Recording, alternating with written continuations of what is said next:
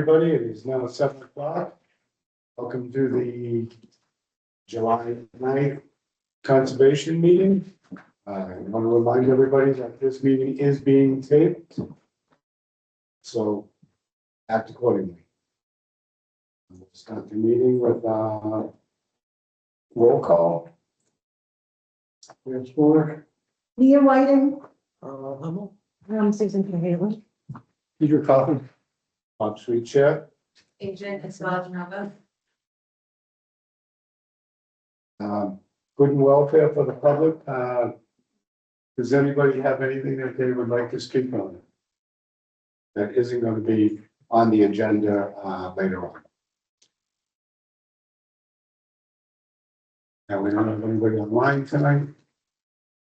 So we'll start the public hearings on the request of determination for Kingsley Lane between 5 and 7 Kingsley. Amending order number 26006. Property owner of the Wagner Family Trust, 7 Kingsley Lane. Pepper? How's everybody? Good, how are you? Good, thank you. So basically, I guess I spoke to Isabella a few times leading up to today, and I guess I just wanted a little bit of clarity of what would be required to move forward with. Well, to see if it's possible to even place a dock there or not. When we originally bought the property, we were told by our real estate agent that access point or road or whatever it's referred to by the town, that Fort Kinsley, I believe it's 3 Kinsley, and then 43 on Millville had access points to that access way. The deed for our property, I wouldn't say directly words it that way, but has some kind of indication. And we've had multiple neighbors, one being 5 Kinsley, one being 3, and then Richie, the mechanic on the corner, also state that in conversations that were off topic and then ended up leading to that. So we had I guess in our mindsets, we had access to that, which is why we put in the application and everything. But I guess we need letters of intent to each of the neighbors, and if there's anything in addition to that, we would like to, I guess, move forward with that and see if possible, or whatever the town requires. Okay. Discussion? Dock at the end of access or right of way between 5 and 7 Kingsley Lane, the diagram up here, so properties that you own is 4 Kingsley Lane. Which is across the street? Yeah, Yes. across Kingsley Lane. So I had council look at some of the deeds around, and her interpretation is that 7, 5, and 3 have that the owner of that right of way is potentially 7 Kingsley Lane, and that 3 and 5 have access down the right of way. So don't know that, you know, I'm not a lawyer, so I can't say whether yours does or doesn't reference that one or just Kingsley Lane in general. But so the RDA would have needed to be notified to the property owner, and without that, I wouldn't find it appropriate to approve. And then a few other questions I have looking at the site, there is some vegetation, so there would need to be some vegetation removal, which will lead more towards an NOI, and you don't want to block public access down the right of way either, so those sorts of things should be evaluated further. Further discussion? Yeah, just, Peter? so this is not a right of way for public right of way, it's only to those 3, 5, and 7, and perhaps 4. Yeah, I guess there's no real, we were told that, but I guess there's no documentation that clearly states that. Got it. There's only indications. And previous to us moving there was a dock that has deteriorated and then it was thrown to the side. In my mind, I guess any of those people who have the right to that could apply for a dock permit, in my mind, only if they all agree that they want it. that you would need all of their permissions. That's the way.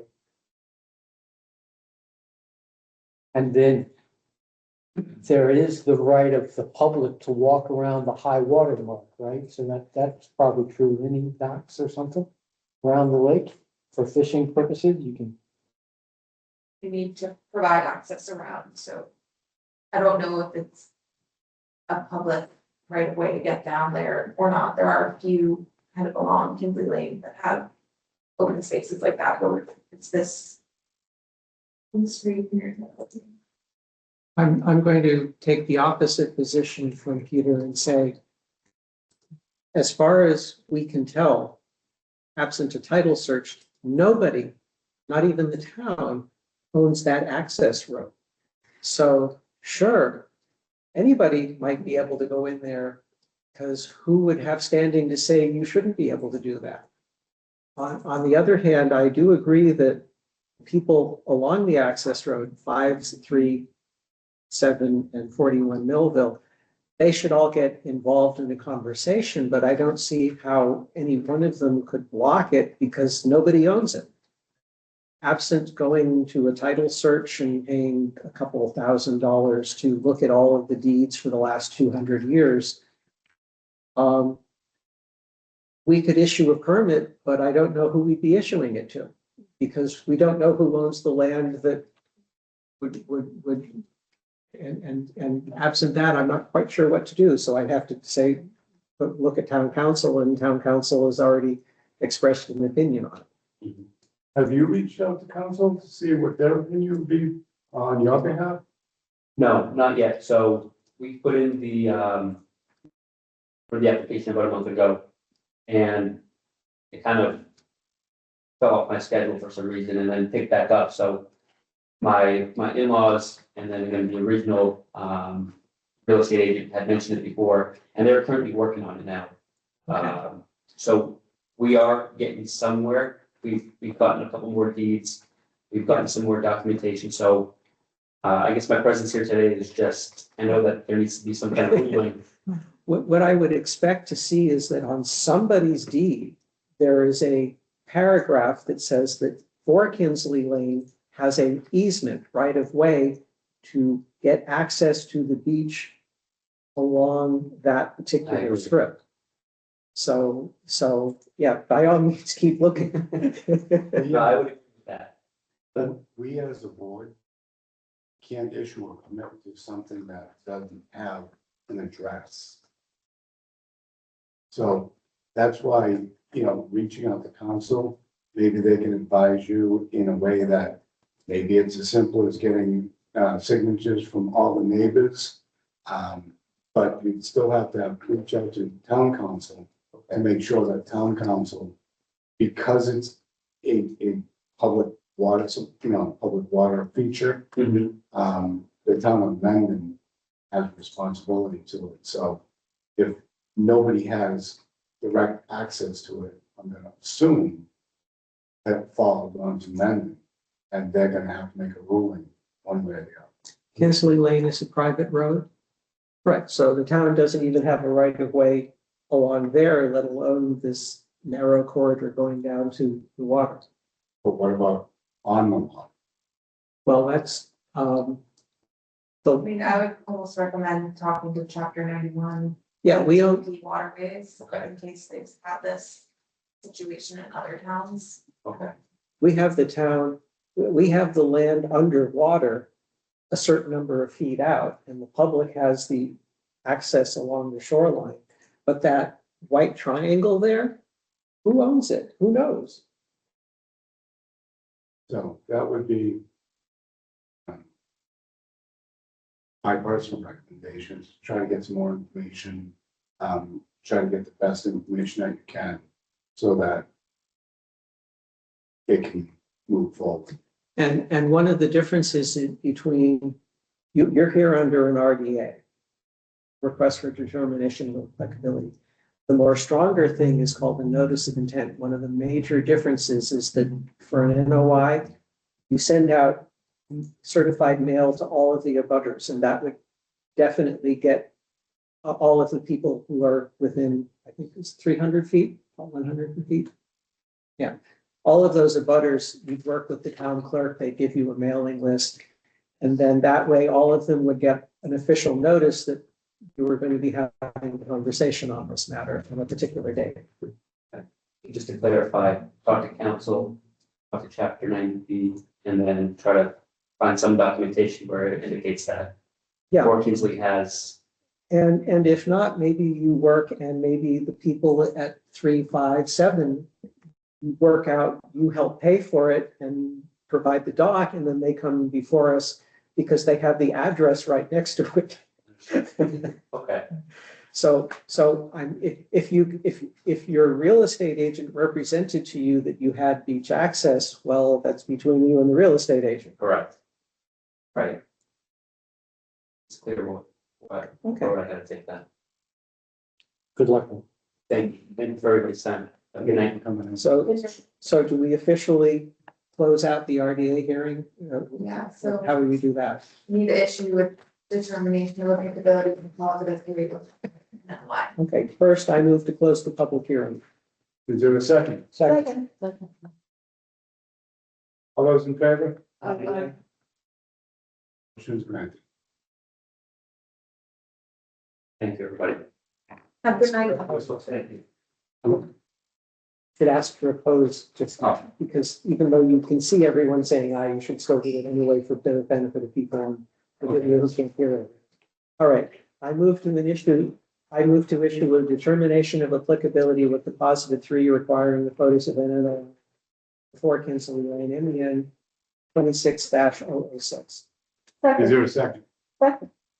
Any discussion? All those in favor? Any opposed? Passes unanimously. Okay, Just a question. It seems to me that all that land that's white, that should be owned by the town, right? Whether it's a treated land. Nope, that's where the deed would come in. Well, the deed is a parcel, and so unless it says the high watermark, the assessors, you know, more, do you know? My understanding reading the deeds is that 7 Kinsley Lane has given right of way access to 5, 3, and 41. Along the right of way. So my question is that whole chunk of whites that's in front of 7, in front of 5, and there's another little bit at the headland of the curve. It's water. Well, further down Kinsley Lane, seems to me that there is land between the parcel line and the water. I would think that the town would own the land under the lake. Big state. It's Great Pond.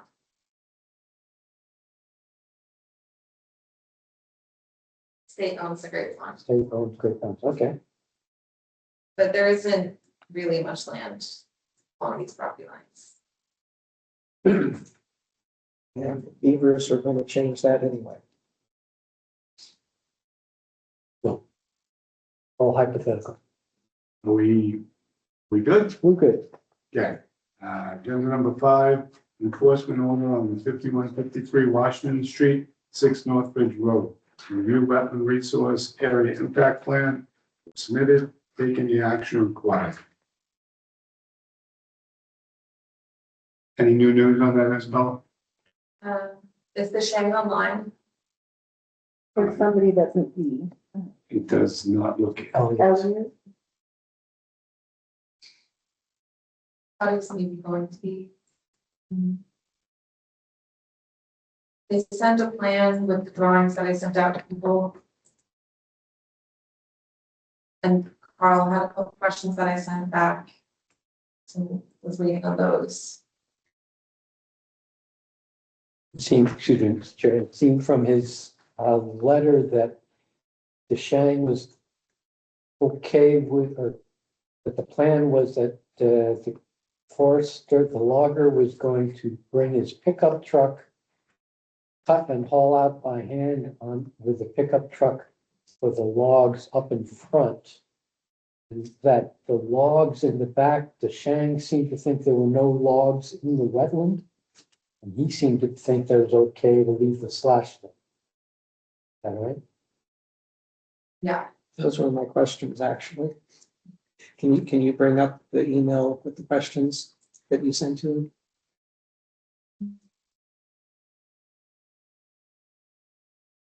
I said, what are the plans for removing the logs greater than 6 inches wide on the slash road within BBW areas? These are considered fill, will take years to decompose compared to smaller debris in the slash road. Jim indicated that they can be used as firewood and that he would remove them by hand. Slash is not allowed within 25 feet of flowing water, and slash is also not allowed to be left within 40 feet of a publicly maintained road.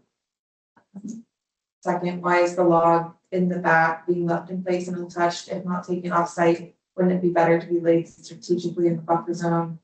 And the commission issued an affidavit for 6 North First Street property, releasing it from the EO. Why is it colored red? And then, will the area be stabilized with anything once the logs are removed from the landing area? There are muddy areas and places with ruts. Should these be seeded to stabilize and promote growth? And then Shane said he's out of town and accessible by phone.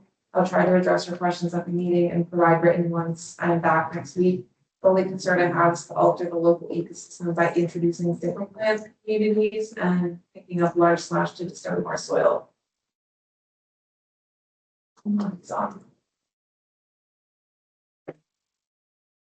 I mean, Bob and I met Jim at the site and looked at the logs that in the landing area by the road that he plans to move and talked about where his truck could back up and those sorts of things, but I don't know. Doesn't seem like they have a very fast timeline for this. It's all by hand.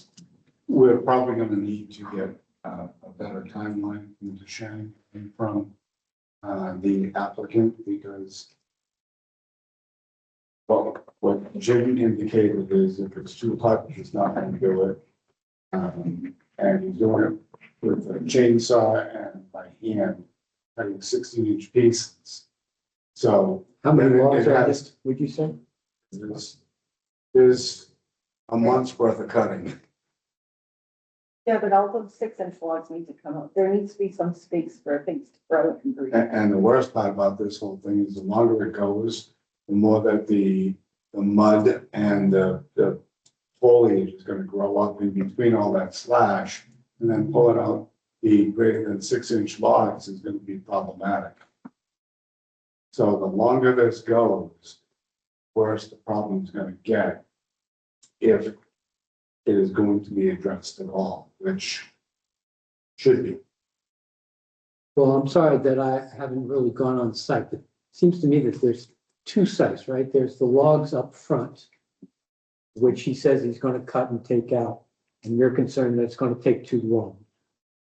And then the question is, what about the stuff in the back? The Shang seems to think that there's none in the wetlands. That's not what's shown on That's not what's it's shown on on the the plan. diagram. And what is the plan for that? And then the third question is, well, can the slash stay there? Or does it need to be taken out? There are the stack of logs in the back here. But these ones that are not in BBW. But this part of the slash road is in BBW, so this is where, in my opinion, those large, greater than 6 inches, there are some. Yeah, there's some stuff in there There's some that's full-size 12 inches. trees that I think need to come out of this area and the area in the front, this part of the BBW here. But I think Do we have to accept this plan? Can we ask him for a different plan where he hires some labor? You know what I If mean? Shane were here, we'd be able to talk to him about it, but he's not here. Well, we're not arguing with this plan, we're arguing with the Proposal. scope of the work to it. Yes, to, Timeline and the scope. Yeah, there's like. and what size logs have to be taken out. Yeah. He knows, the forest already told him, And that was 6 inches? 6 inches and greater. But you can't take stuff up off the slash road if he's going to need to drive along the slash road to get the very large logs that are in the BBD. well, if they need to pull out the greater than 6 inches slash here, then he should start in the back Mhm. and work his way back and then get the logs. Mhm. Yep. Or he just takes for firewood the big logs up front. And he's got to spend some time cutting and dragging out of the BVW the 6 inches and drag them to the upland. Yeah, there's no way that's gonna work, because there's so much mud on those logs Yeah. now that it Really just kill every challenging. chainsaw blade that you cut with them. You'd be sharpening the blade out to every cut. And my other input for Gary Smith, the agent for the owner, is perhaps it's time to get a different contractor working on the site rather than Jim McCarthy. If Jim McCarthy is limited to not working in hot weather and and doing things by hand, then work with DeShang to find a forestry approved logger who will go in and do more mechanical work under DeShang's supervision to prevent, you've got a slash road.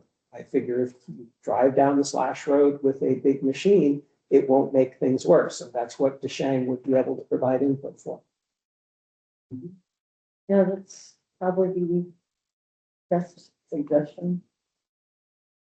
So I'm looking for suggestions for next step.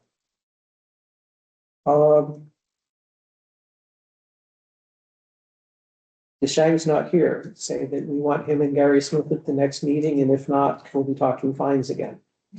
Because it's Well, he might obviously, join, he said he was gonna join the meeting, so he might come on later. Okay, so we can table that we can decision table it until the until end. of the meeting.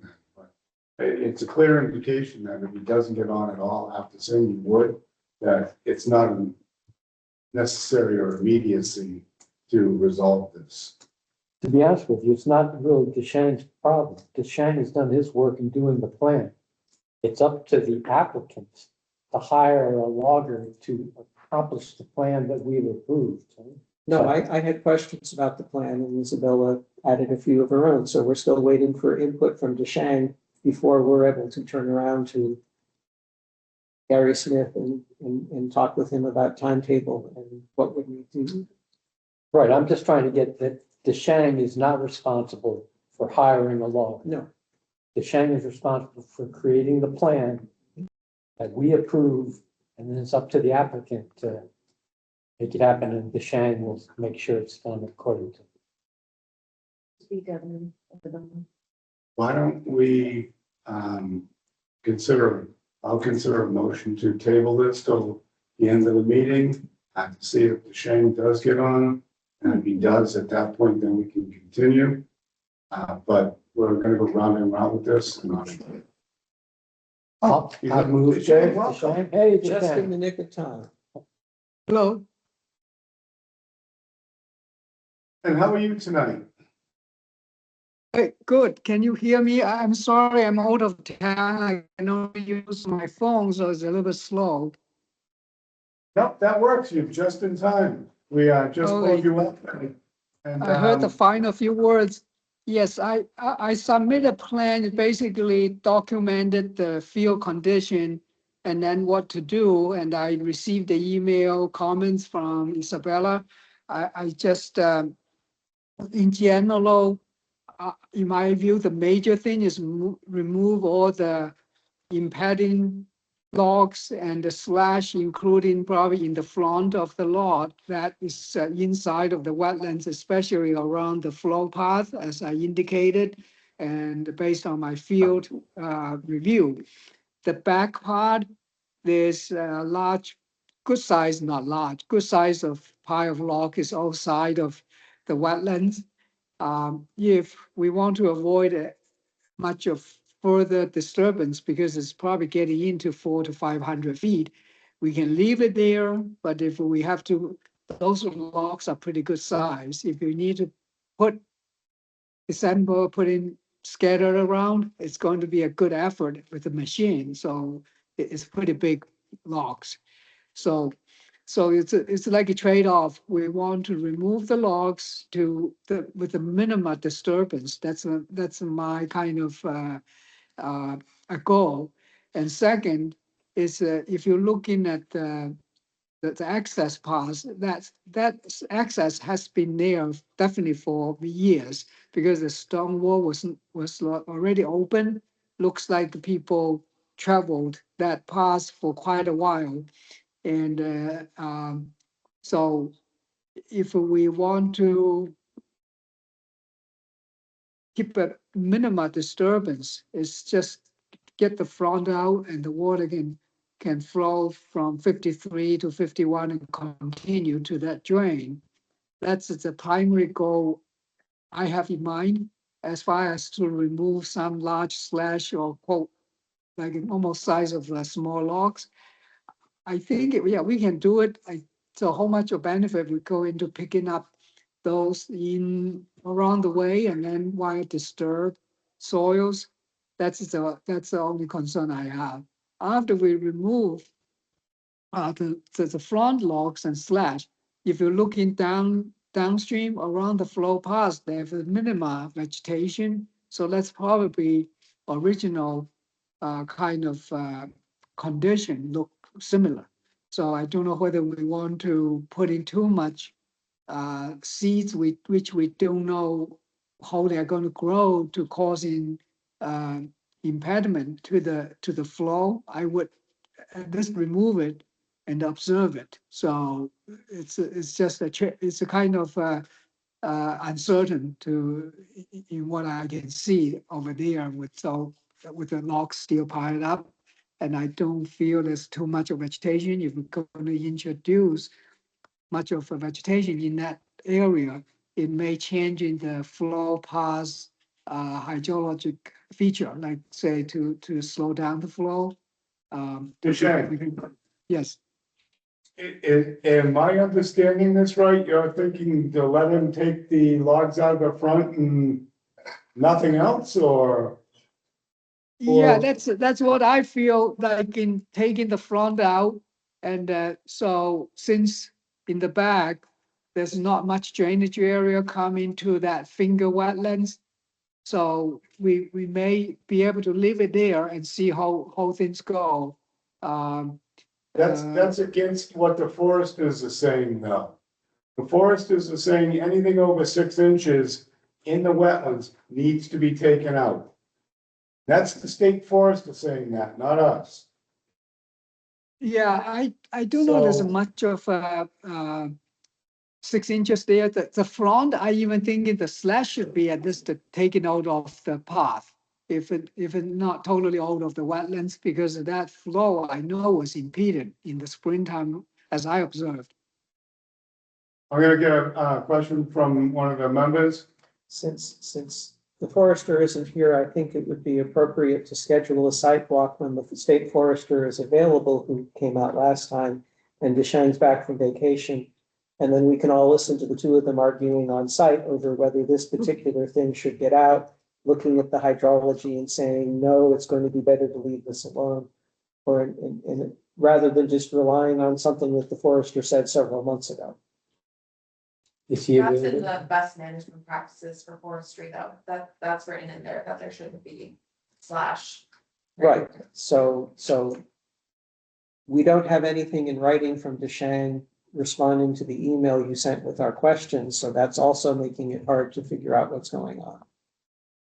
Do you think the forester would be willing to come out for a site visit to help us? He'll come back and help us, but it's us who has to make decisions. He's gonna come back, but he's also gonna say that, you know, we discussed this already and he already gave us the template for what needs to be done. He spent a lot of time out on site with us. Yes. Isabella, have you been there recently? You were there last week, right? I'll remember that last, yeah. Yeah, we've And been then out into the back. pretty large logs in the back wetland, Is there any vegetation coming up? minimal. The And it's- vegetation that is coming up through the slash, and like I said, if this doesn't get done soon, you're gonna cause just as much damage, pulling all the big logs out, disturbing all the matted, brush and whatnot, then it's gonna make a bigger mess than it need be. You can have Yeah, I those, agree walk with that. next week with my family or the following week.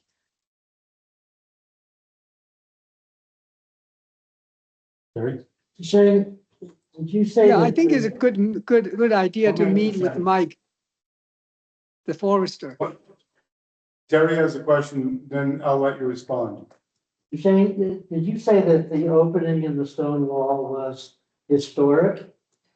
I thought No, it might was, have- I think it was there, that opening. So if you're looking at the past must be one point already used. So the opening, I don't know if they created that recently. It looks like some tracks, I can see some very old tracks even in the woods. So there must be at one point, I don't know when, that opening may be already opened for access. So I'm not 100%, but looks like that. The They, logging they company- opened, they opened it, The and the logging- the rocks are under the logs. the Oh, they logging opened it, I company see. told So us- they put, I see, okay. Then they should restore, after they done, they should put the rocks back blocking the access. Otherwise, uh, that's another thing we probably should add to the plan. If that opening is not naturally or not a long time like that, they opened it, then when they are done, they should close it. Right, the one way in the back they opened, they even admitted it to us that they, in order to get over the wall, they moved some of the rocks in the front and the back. So they own that, they know that, they're willing to accept it. Okay.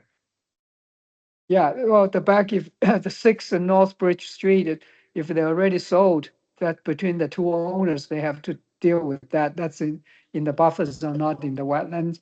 But the front one, it's almost right against the wetland line. So that one, if the stone wall restored, they will put some kind of a barrier there for future disturbance with.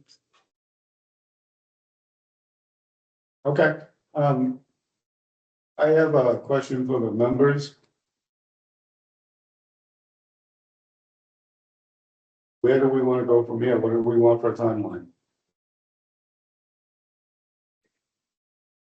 I think If I we make get- quick, so for the front one, I would tell them to get on, get out, get that things out as soon as possible. As far as this picking up the 6-inch from the slash, when Mike Donnie is available, maybe Isabella or some of the members can go there. It's a lots of those things are, there's some kind of opinion, kind of preference. So I'm not say, maybe it say 6 inches, or 6 inches, 4 inch, or 6.5. Those are very, to me, it need to be reviewed to the impact and the benefit of, action and the benefit to review. Would you be available, for the site visit, once it's created?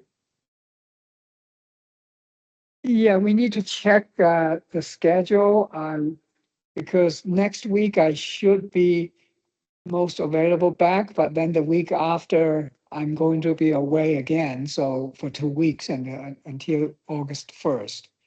So that's why I think we need to encourage them to do the front locks, the major restoration mitigation, and we can look at the We told slash. Jim to get started on the logs in front.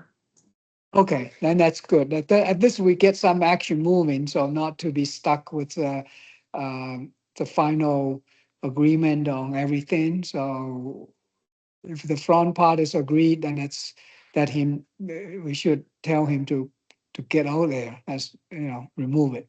So not to store further. He's putting us into what's gonna stop being the rainy season before this gets Right. resolved.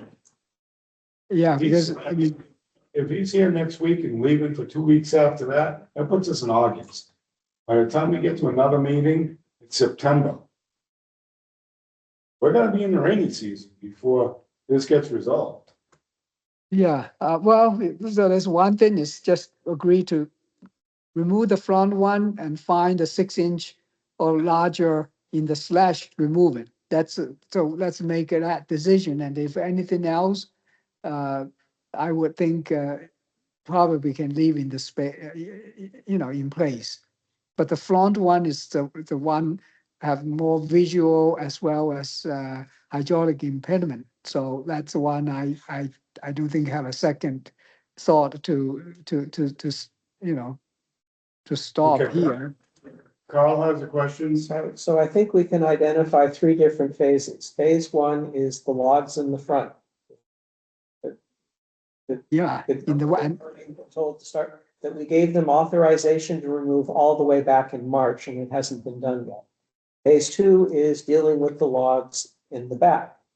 And then phase three is the slash road. I think that we can comfortably set a date of July 31st to notify Gary Smith that we expect all the logs in the front to be gone by July 31st. Whether that's done by hand, where you said it would probably be Wandsworth, or whether Gary is responsible for finding some other way of getting those logs off of them. I think that deciding what to do for phase 2 and 3 should wait until after we have a site visit. And we get to have a conversation over Deshang pushing back with the forester about whether to remove 6-inch slash at this point in time. There's more than 6-inch slash. There's up to 1 foot Right, diameter. but I'm just using that as a threshold. Yep. Okay. I think that's a good plan. I think that's generous, actually. July 31st, I think we should, months ago. Yeah, well, we want to work with the applicant. So, any other comment? Isabella, will you drop the letter to Gary and Miss Deanna and Jim? From our visit with Jim, though, that doesn't seem feasible. Then he's gonna have to hire someone to do it. Again, We should not be, That's we what shouldn't be I'm- talking to Jim. We should be talking to Mr. Smith. And tell Mr. Smith, we expect you to have the work done by July. The work that we authorized to you do back in March, we expect to have completed by July 31st. again, once we get into the rainy season, it's next year before this gets done. And by then, it's gonna be even more problematic.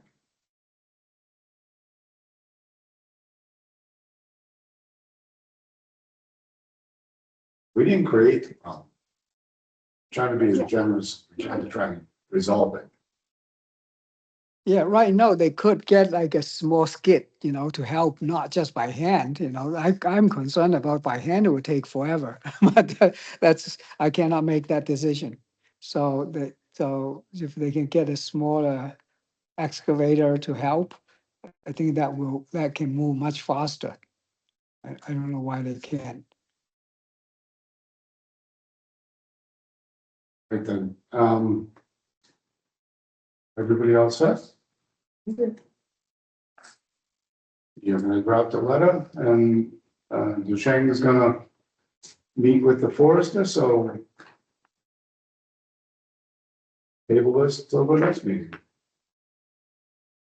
Yeah, so it's better see if you find any available, Mike's, Donnie's, time, and then we can coordinate a day maybe. Duchesne, it might be worth, just reviewing the state forester guidelines on harvesting, forest products in the wetlands and brushing up on the requirements for slash and whatnot. Okay. Yeah, that's a good idea.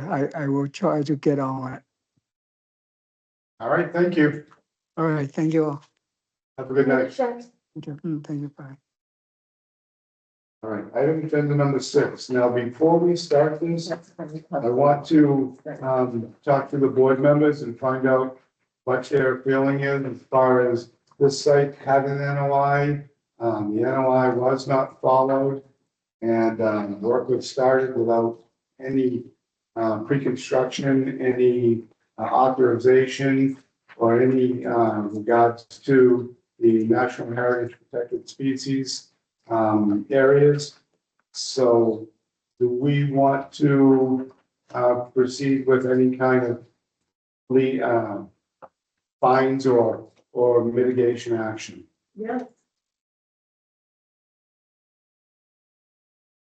Take a consensus, Yes, yes, and what would that look like? I prepared a spreadsheet listing possible things that we could be issuing fines for. Isabella, if you could bring that up and put it on the screen, please. In the in the motion sheet, Isabella has the actual text in the spreadsheet. I actually summarized in one line for various things. I mean, not everyone's been to the site, so I think we should talk about what happened before we Oh, jump forward. Leo responded to 27, 29 Pleasant Street. Both properties have an order of conditions, 218-0860 and 218-0861. The property, it contains a vernal pool, so there were very specific conditions related to the vernal pool. Always a pre-construction meeting with me, providing notice, those sorts of things, but property also needed a turtle sweep by a wildlife biologist to remove any animals and nests prior to the start of work. We responded on Tuesday, July 7th, and they had started clearing with a tree company. Leah told the operator to stop. I then spoke with Demio, one of their staff members, who apologized and said that he would be available to meet me at 10:30 the next day to talk about the site, and that he would tell all the operators to stop work. On Wednesday at 8 a.m., Leah was out there again. They were still had operators out there. There were three contractors. So Leo's responded, Bob came, and I came. We waited for Domingo and Mendonma came as well. And we issued verbal cease and desist to stop work, noting the violations of the order.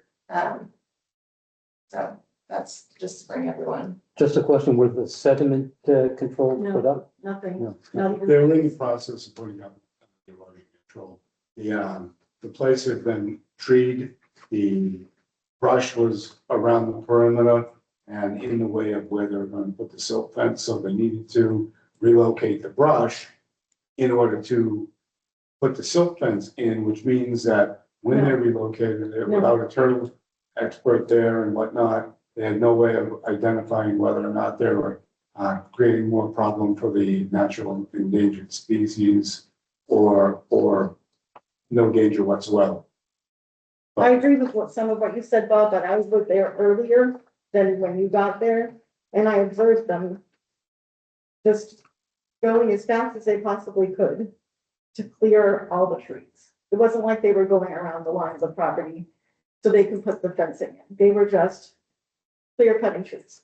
Are you talking about Wednesday Tuesday or morning. Wednesday morning? Same thing on Tuesday. Okay, so Wednesday morning after they had been told to stop work and then DeMayo agreed that work would be stopped, work continued at 8 a.m. the next Yes. day. Okay,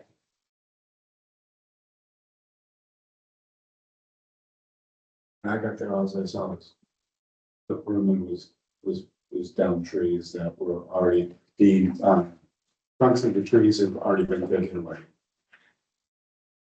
So that being said, Carl, do you want to read the list of special conditions that were violated? yeah. Could you put up the spreadsheet so people can see the reference to what I'm talking about?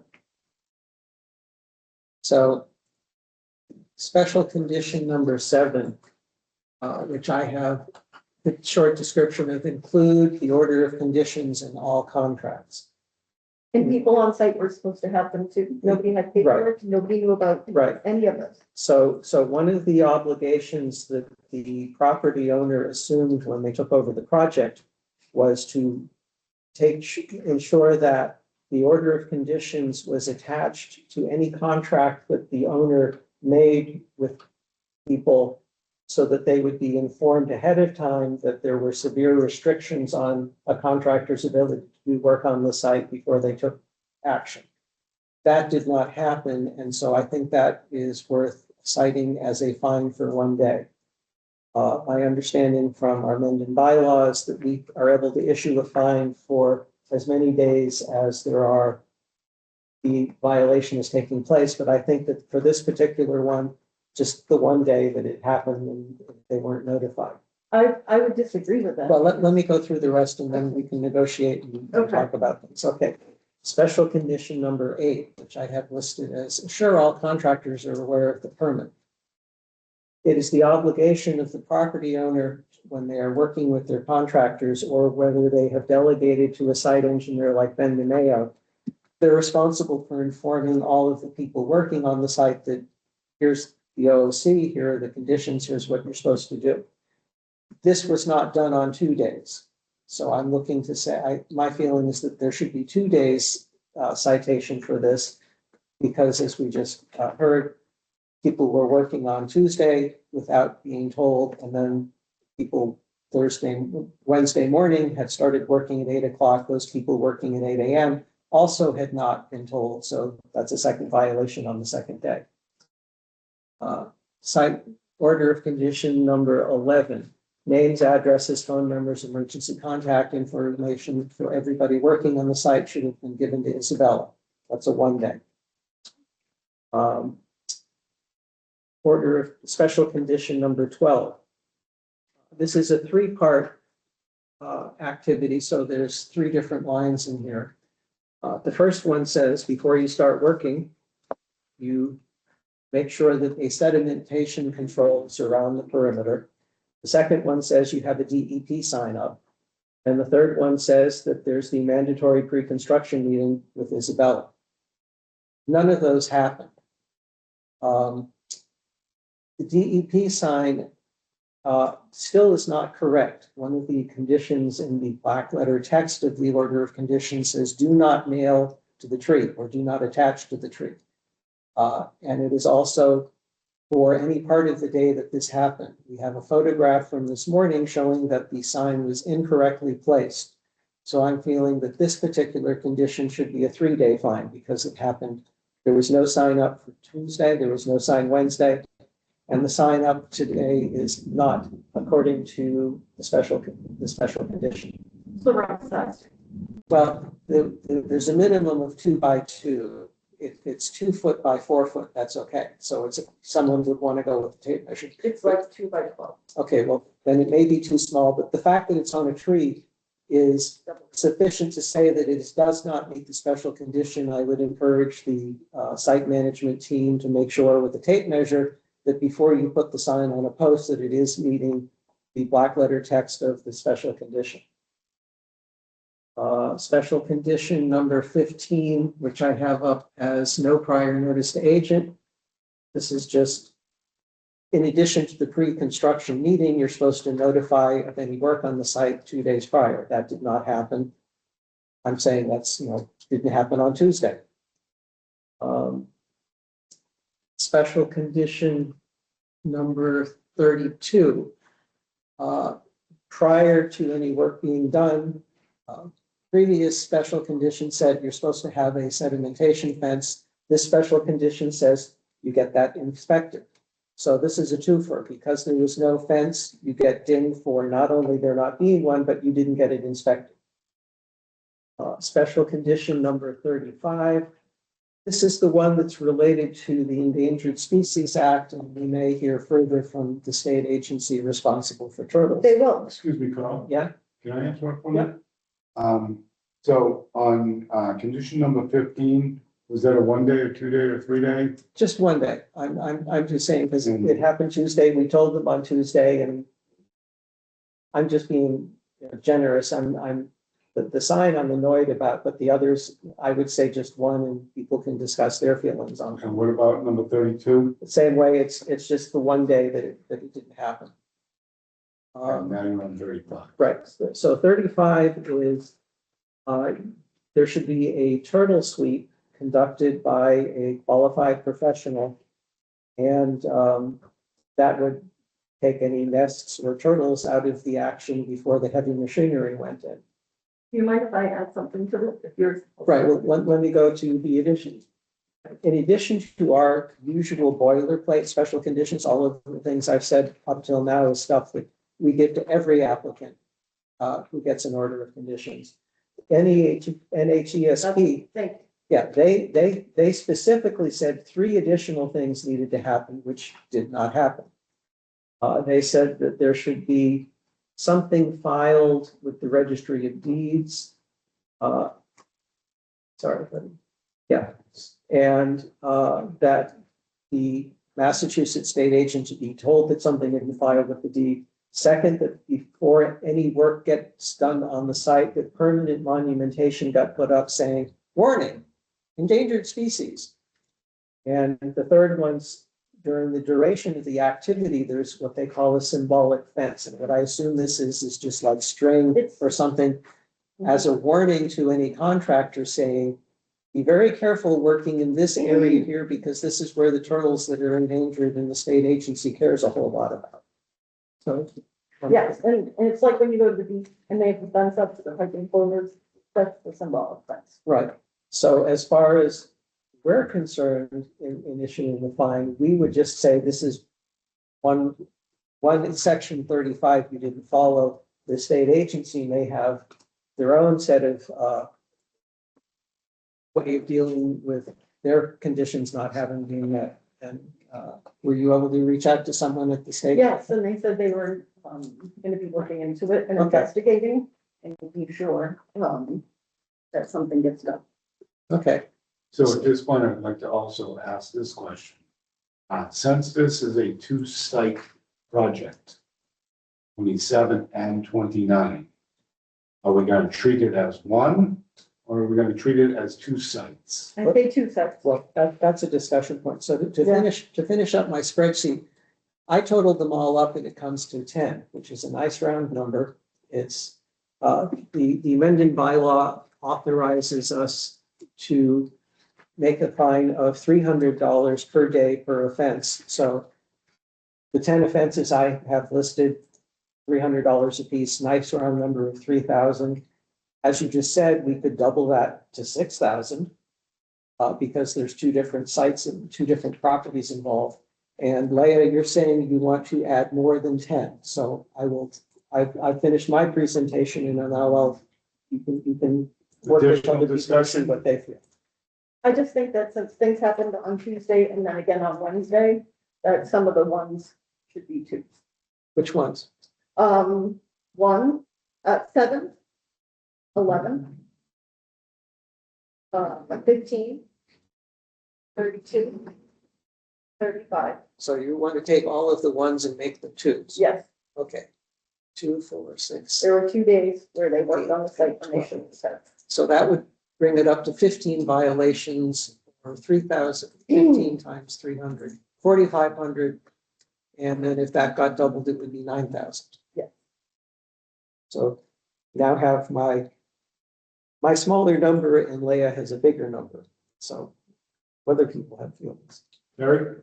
Like to see what our agent is recommending? My opinion. That's our job. So the question on the table is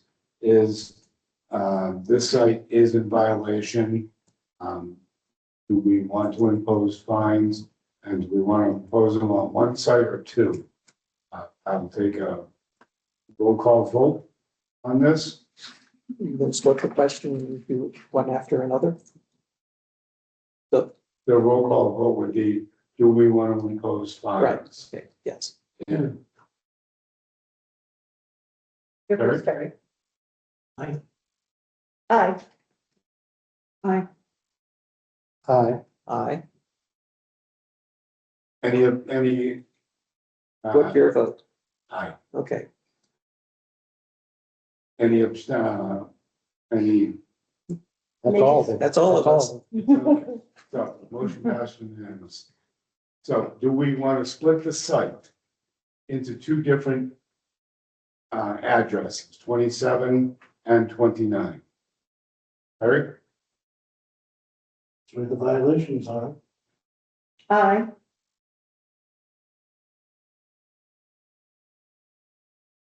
I guess because there was applied for, although we're calling it the project. It's the same applicant and it's the same, 2 different addresses. and doing 2 house sites, correct?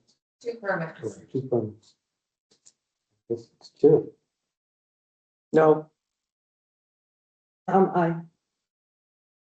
You're going, no, you think one? I think that finding them for one property is sufficient to get their attention and not be terribly punitive. I would go with that, so. Okay, and it's 3-2. So up to you. So if it's 3-3, how does that play out? You vote. Well, no, but if he votes, the only way it's gonna be 3-3 is if he votes for one. And then he's asking what is happening. There's a tie vote. Do you know what happens on a tie? Because it's not a seventh number. Tie goes to the loser. Tie goes to the loser. Bob, I Maybe should vote. it fails, but I'm not sure. Well, what is fail? What's motion, 1 or 2? If you were voting in order and you had tie, Which would mean it would stay at 1. I'm gonna have to say no. I think, $9,000 in fines is a little exorbitant. I think it, just from my point of view, it was really egregious. I mean, we said stop. I think they got the message at that And- point. We don't normally issue fines, and we're doing it in this case, so I think that's enough of the state. So, The other thing I would point out is, and Isabella, if you can clarify, we are only assessing this on one person, whereas under the bylaw of the WPA, we have the ability to issue it for every single person who is working on those sites. yes. Factors as well. We could hit each individual contractor with a $9,000 fine, but we're not doing that. We're only hitting the property owner with a smaller amount. so at this point, with the 3-3 tie, the motion fails. So we will go to the original, single property fine assessment. Now, the third part I is, want to clarify the enforcement order, there needs to be 2, 1 for each property, because there are violations on each site. But only assessing the fine because the conditions are similar on both permits.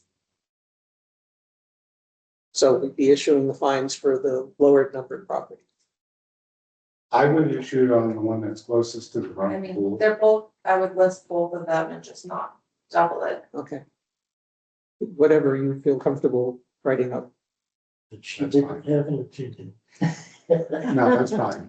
Listed as both, and that way there, it's mentioned that, both are tied together. And, we'll assess it, or we can even assess it half value on both. Cut the fine in half and apply it to both. No, that's not the way.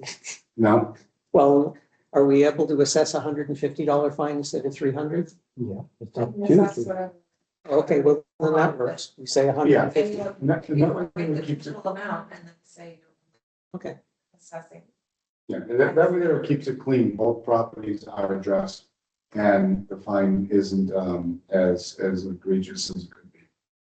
Can I ask a follow-up question?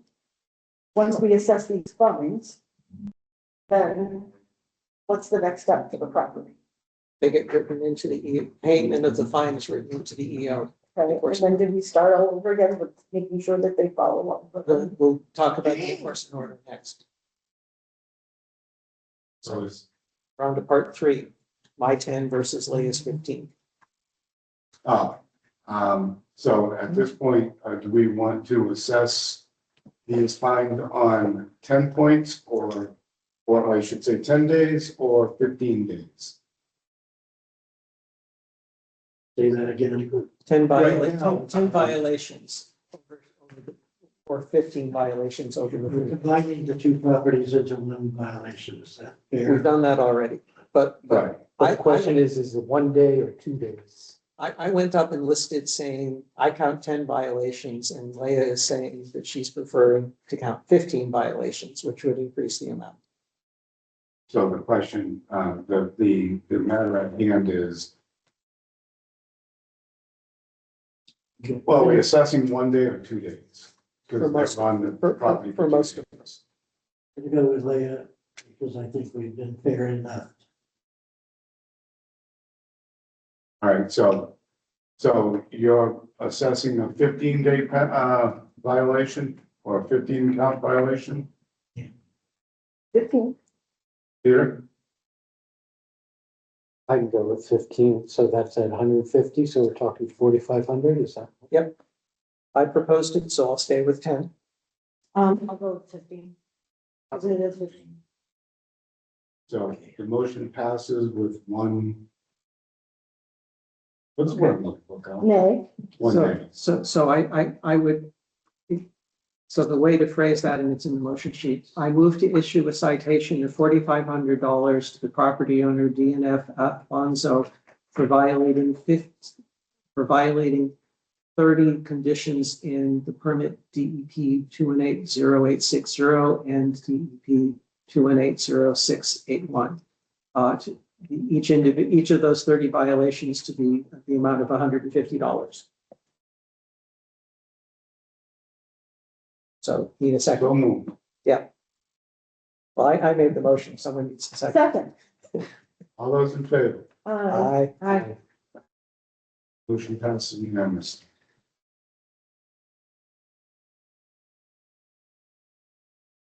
So now let's go to the EO.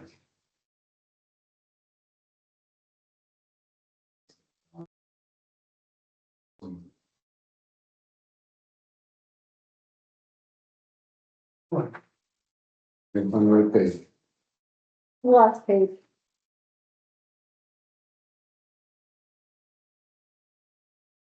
I move to issue an enforcement order for 2729 Pleasant Street, 2180860 and 2180861, with the cease and desist order requiring a professional turtle wildlife biologist to assess the site.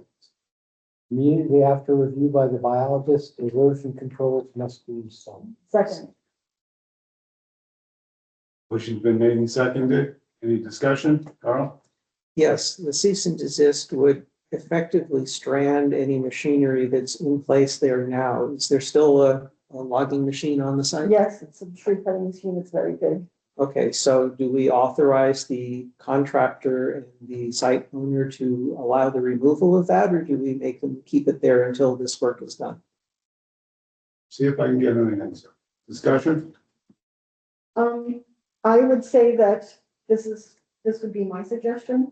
The turtle biologist comes in, and it has to be a biologist. It can't just be Joe Schmo who's a wetland scientist. You need somebody who's skilled with herpetology. So, don't forget, we have a vernal pool that's right next to it. So we need somebody who knows turtles, knows amphibians. Once they've done the sweep, right before they put the fencing up, move the machine out. That way we know there's no creatures there, and then it's good to go. They can put the fence up.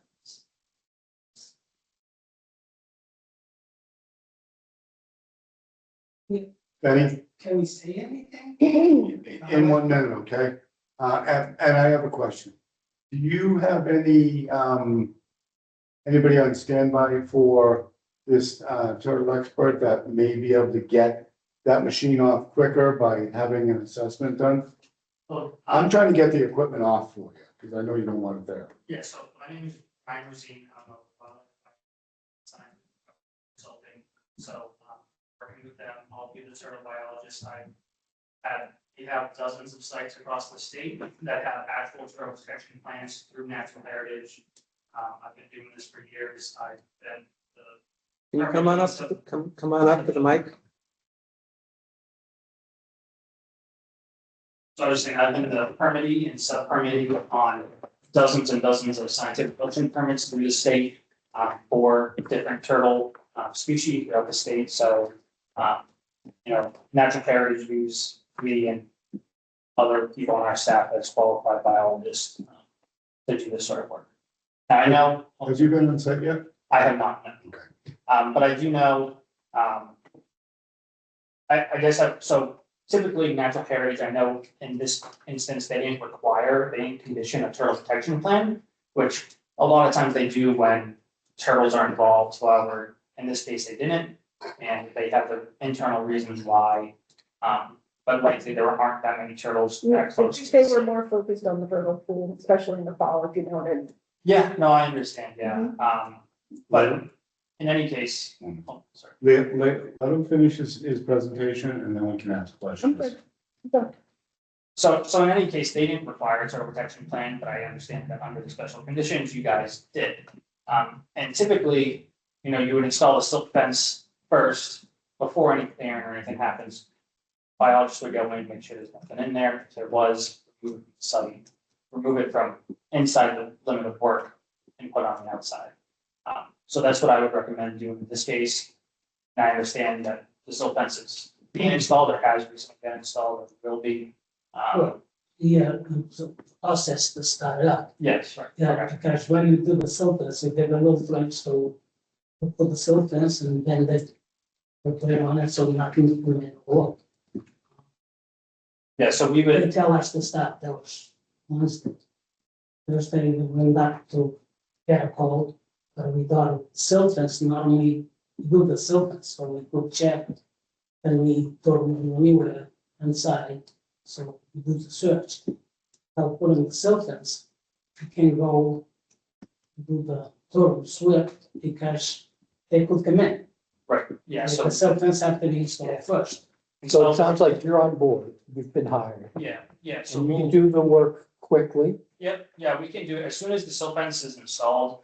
The state usually wants us to get out there within 2 to 3 days and do a sweep. So that'd be the same case for in this instance. So we would install the silt fence, out go in, sweep, and then, they'd be able to do the work after everything else is. Charles? The specific question that we're discussing is how quickly we can get the logging machine that's in the middle of the site off of there. Would you be available tomorrow to go out and visually look for turtles or do whatever else is done? And then give a yes or no as to whether it's safe for that thing to be driven out without crushing turtle nests? Yeah, well, turtle nest and like actual turtles are different. Turtle nests, you're not gonna be able to see. They're underground, you're not gonna be able to tell where a turtle nested. Based on looking at aerial, views of the site, it doesn't look like there's any available nesting habitat on site. Migration and hatching, no. Sorry, Migration and hatching. migration and hatching. Yeah, takes place at this time of year. It's a little bit later. It's usually August, September. I've seen baby turtles.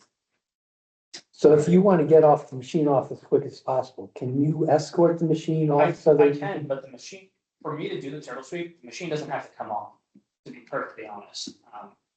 If it stays there and it doesn't move while we do it, that's fine. If they can install a silt fence, I can go in there with how it is. It doesn't need to be moved, but if you guys are gonna require it to be moved, which I don't think it needs to be, sure, I can go out there while they're moving it, to make sure there's nothing. I'm, Benny, I'm only trying to get that machine off of there so that your contractor can put it somewhere else. If you're good with it there, I don't, Yeah, it's fine. We've encountered the same situation at other sites where the state actually had jurisdiction and they actually had a interpretation plan and somebody similar but on a much larger scale did it. And they just left the machines on site. They just, left for a few days and you're able to do sweeps and you can see underneath the machine, so. my only concern being on the site visit is that all the brush is around the outside perimeter where the silt fence has to go. And it was indicated that that brush has to be moved in order to put the silt fence in. So where does the brush go? Now we go around the trees. It's not much time we got to clear it out. I know all the trees have been cut down and taken out to get there, but the brush is still there and the brush is in the Oh, yeah, way. it was clear, everything's still. And like that was, we must have that one, it shows like all the trees all the way around. Yeah, I think I know that. You guys want to come look at this or you want to? What's that? Yeah, Shows all the trees, like we never, go in. That's what. no, I get it, but all of this over here is where all the tree stumps are all laid down. They're all facing, correct. So, and that's where the silt fence has to go, so Yeah. those have to either be pushed further into the woods, You or they have to be taken out, which means it's. wanna push it to the woods because then not the trees don't want to do that. Right, So so, this was like a field. So Yes. I don't, be mine.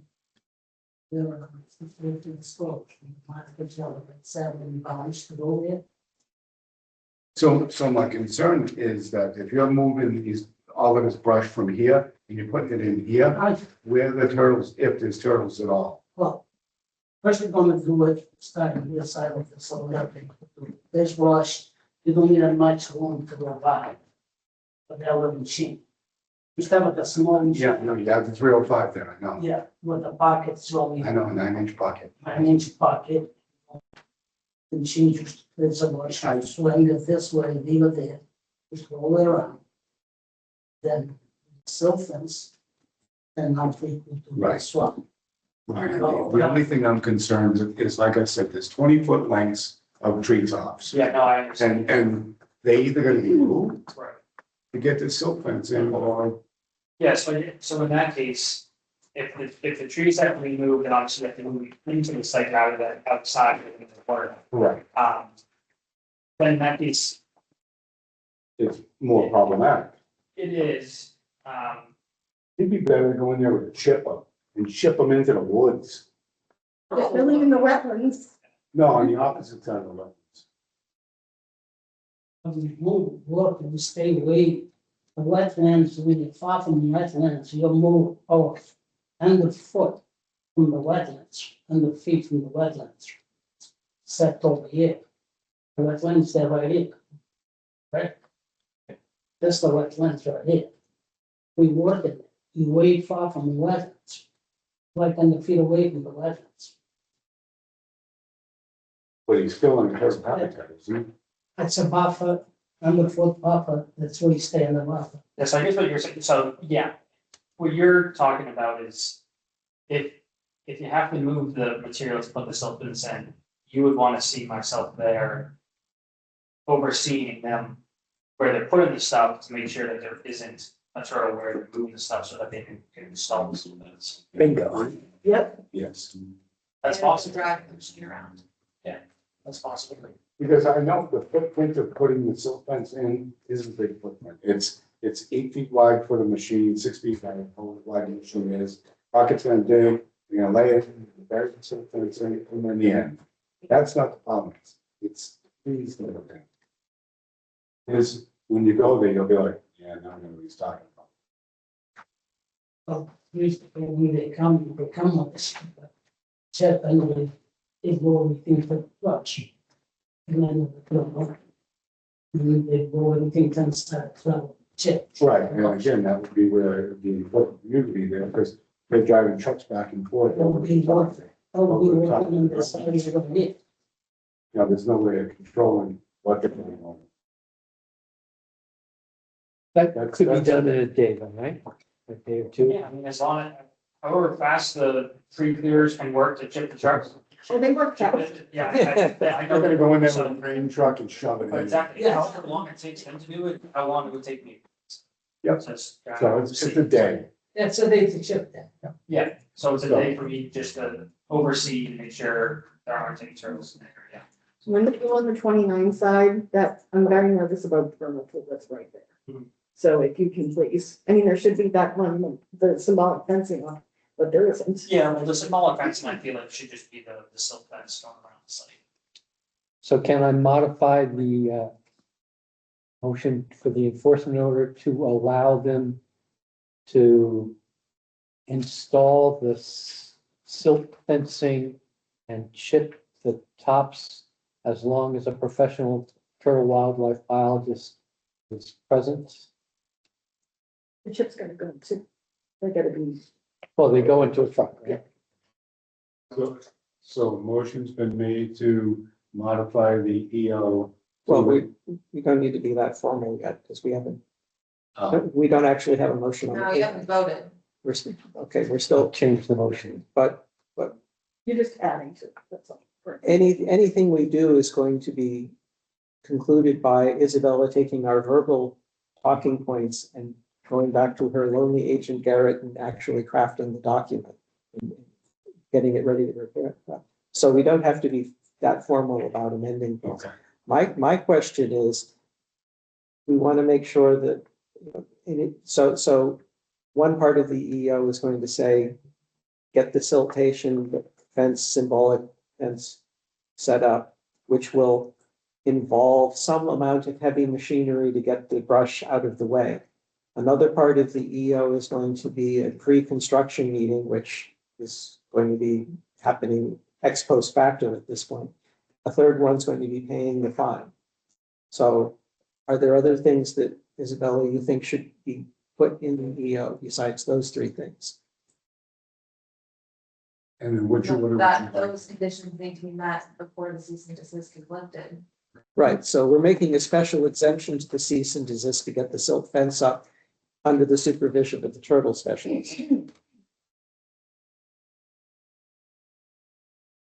And chipping would, you're saying chipping may be one of the ways they deal with the brush? I would have to say that the brush is gonna have to I be would chipped agree. before the silk fence goes in, Okay. because the brush is in the It's in the way way. of where the silk All fence the way. goes. And it doesn't create any Okay. land disturbance. So we want to specifically say in the EO what is allowed and what's Right, prohibited. step So one, pay the fine. chipping is Step up. two, chip the brush. Step three, put the silk fence in under the guidance of the turtle biologist. And actually, step two, the chipping the brush, the turtle biologist should be there as well. And then the pre-construction meeting, and they're off and running. Okay, I'm concerned about the vernal pool. We were talking about it as well, so do we ask, I'm asking, do we ask for an assessment from you as to the state of the vernal pool and if somebody ran over it with the machine or not? They haven't got close to it yet, Oh, they haven't? but That's they're good. gonna get closer once they Okay. start clearing out. So Okay, Yeah, I was just gonna clarify what your concern was with okay, just how close they're gonna get. I mean, if the silt fence is installed along the limit of work, that should be a visual and Okay. symbolic barrier to any contractors to not go beyond that with anything. And I can show you video of that vernal pool. It's hopping, if you know what I mean. Yeah. So, and there's lots of salamanders and lots of frogs and everything that breed in that spring and fall, if you know what I mean. And you know that any disruption to that vernal pool is gonna be really bad for that ecology. So I'm very concerned. so the other thing I would say is the special conditions that we identified in the spreadsheet, those need to be taken care of. And it specifically, NHESP wants permanent monumentation. So that should, we're going to, in the EO, we'd say, make sure you fulfill all the special conditions, and in there is monumentation.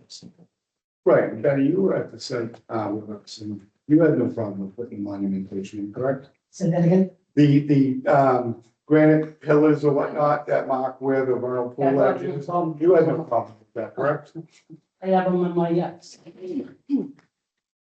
So That's that's, I got from, that's how we go. Brian, just a question. That's go, they go north side, this, like, to the wetlands, Yeah. outside the silk. yeah, that was Carl's concern, that it's made abundantly clear they need to go in, that's all. I do think there's a case for the symbolic fencing. Because they're gonna be working all summer on this, Mhm. and as we get close to fall, it's gonna be really important that there is the symbolic fencing as an extra barrier. So people know. Yeah, so I mean, in a lot of cases I see, like the taller orange, like snow fencing. Yeah, that's what, Okay, just along that one side. inside, there's usually signage too. That says, don't go in here. Yeah, that would be, that's no problem, yeah, because I understand that the silt fence sometimes gets knocked down and gets worn over time. So if you have the orange fence present, it's taller, it's brighter, and if you have it just along that, the one side close to the vernal pool, that should be sufficient. But you're also gonna use silt fence too, right? Yeah, so this will go around the whole Those, thing. those orange fences. Yeah. have the hole big enough for turtles. Yeah, so silk fence will go around the entire site. And Okay, and addition- that is a secondary. A secondary, just along the side of the vernal pool. Okay. The wet- With a big fire dad sign, okay? Carl? I recommend you read special condition, NHESB condition number 3 in its text and make sure it gets followed, because what you just said doesn't match the text. Rather than argue it, I'll just say, go read the black letter text and then make a determination as to whether what you just said is sufficient. We'll see how we do it first. Isabella, do you have an understanding of what, your draft?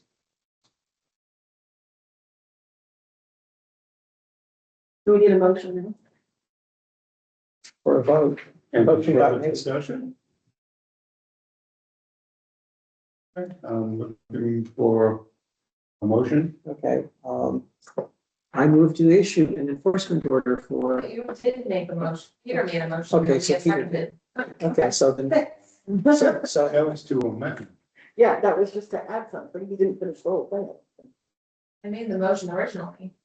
okay, so by consensus, we're amending the original motion with the verbal stuff that we just asked Isabella to write into it. I'll second again, just in case. Isabella, would you like clarification for that? Okay. I'm so done. It's like I want to. Off to the high. Been made, and seconded on the EO. Roll call? Aye. Aye. Yeah, aye. Bye-bye. Motion passes unanimously.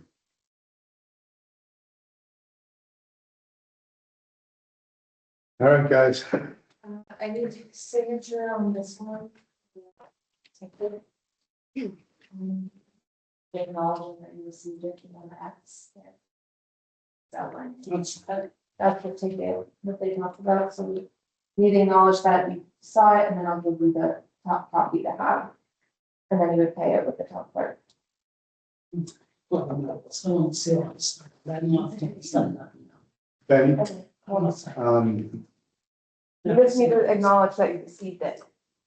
So whether you want to pay it or appeal it, you need to take the money. Okay, so you'll just, you still need it. It's not. You can, the directions there, so you either pay it with the town clerk or you go to the district court and appeal it there. One in Milford.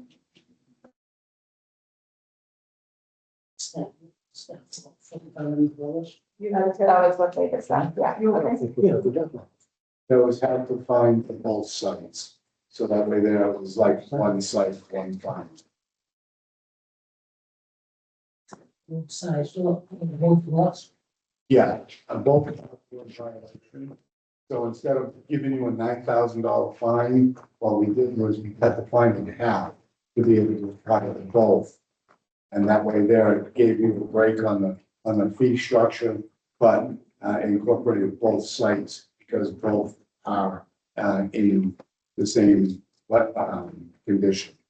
So we couldn't find you 9,000, but we're only finding you 4,500. It's a deal. Again, 3 hours, 2 persons. After doing, so, when I'm doing the self-defense. And sometimes some other towns, even they like. To do the, cut the trees first before the self-fence.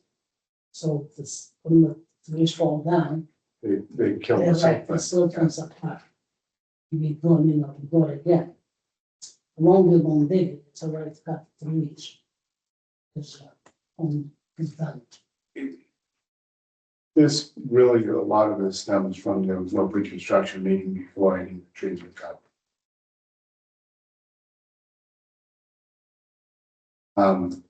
Will you change the signs from the trees and put them on some kind of, Just like a 2x4, nail it into the.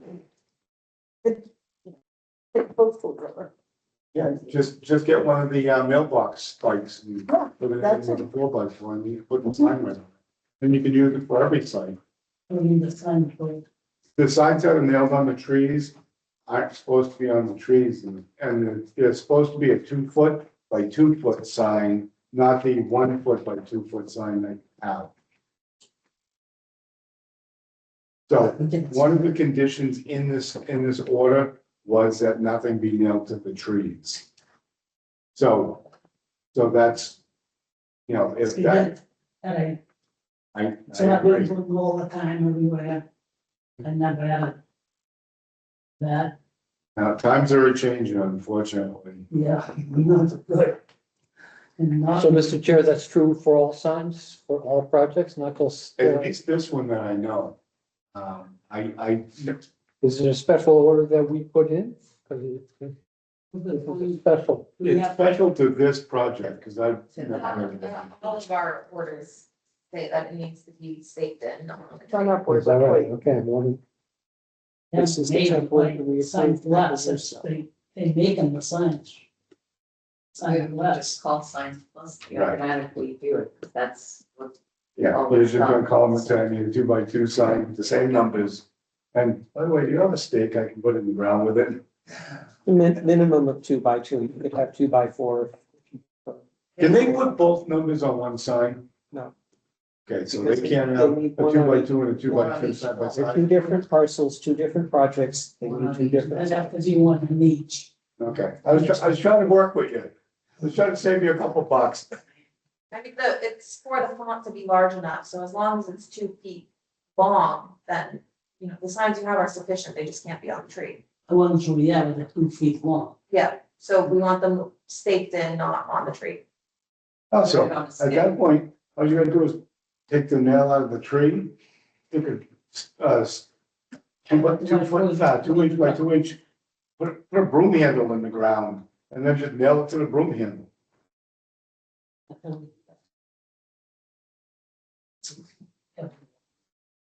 All right, we all set for agenda number Ryan, 7. what's your last name? Rosine, ROSEN.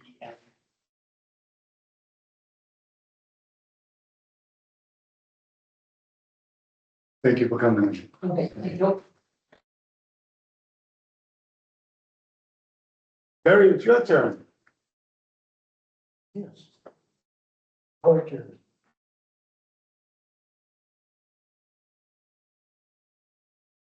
Sit over here if you can. Please do. So, yeah.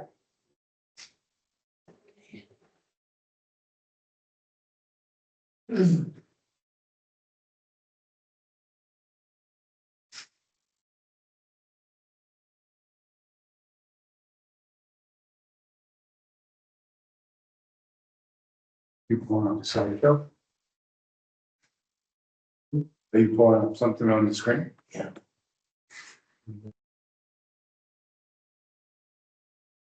I like them.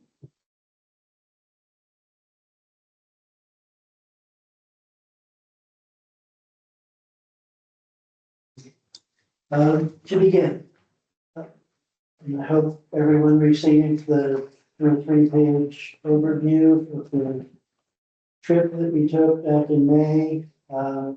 When they very impressed the select board, Pardon me? impressed the select board a whole lot. Well, the select board impressed us with their knowledge of how these things flow, actually. What we'd like to do tonight, I'm not gonna go over that, you got it, if you have questions about it, we can discuss it. Peter, Leah, and Isabel and I met to go over it previously, but this is kind of a summary of that document. There's some added components. You may recall when we first started discussing Muddy Brook that we showed a previous PowerPoint that talked about the purpose of the conservation area, the significance of resources, the types of themes that might be incorporated into a hiking trail and what have you. We're starting to go through that process. And first of all, I thought the most appropriate if Isabella could just bring us up to date on where the trail itself stands. Because she does have a prediction that I'm going to hold her to very shortly. So I put in some pictures of the trail alignment, for those of you who didn't walk, it's gonna start up by Clough and come down through the fields, probably most north, farther from Route 16 and come down. It'll cross a couple of stone walls and from here. There's a boardwalk over Muddy Brook for a large wetlands ecosystem, and then an additional bridge. And you can keep going and you come out past power lines, go around a little bit there, whether it's an out and back or a loop trail with the easement on the condo association. Still working on that. What's this road? Is that 16? 16. Okay, so the mark is that. This is the parking lot, so North Avenue is like here. Yeah, we'll walk that. It's likely, there is a parking spot now that Clough uses, so likely around in that area. And then come down the field. Isabella, I assume you're crossing Muddy Brook? Isn't that fairly wide? Probably It's a a narrow spot? 20-foot Yeah, bridge. it's not terrible. That's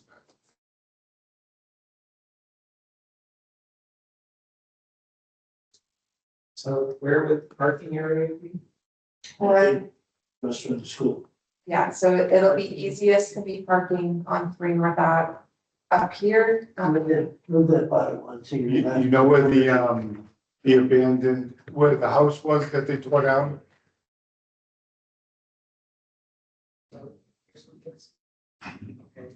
It's partially paved. Where the circus was? Yes. Because this area here is going to be strip.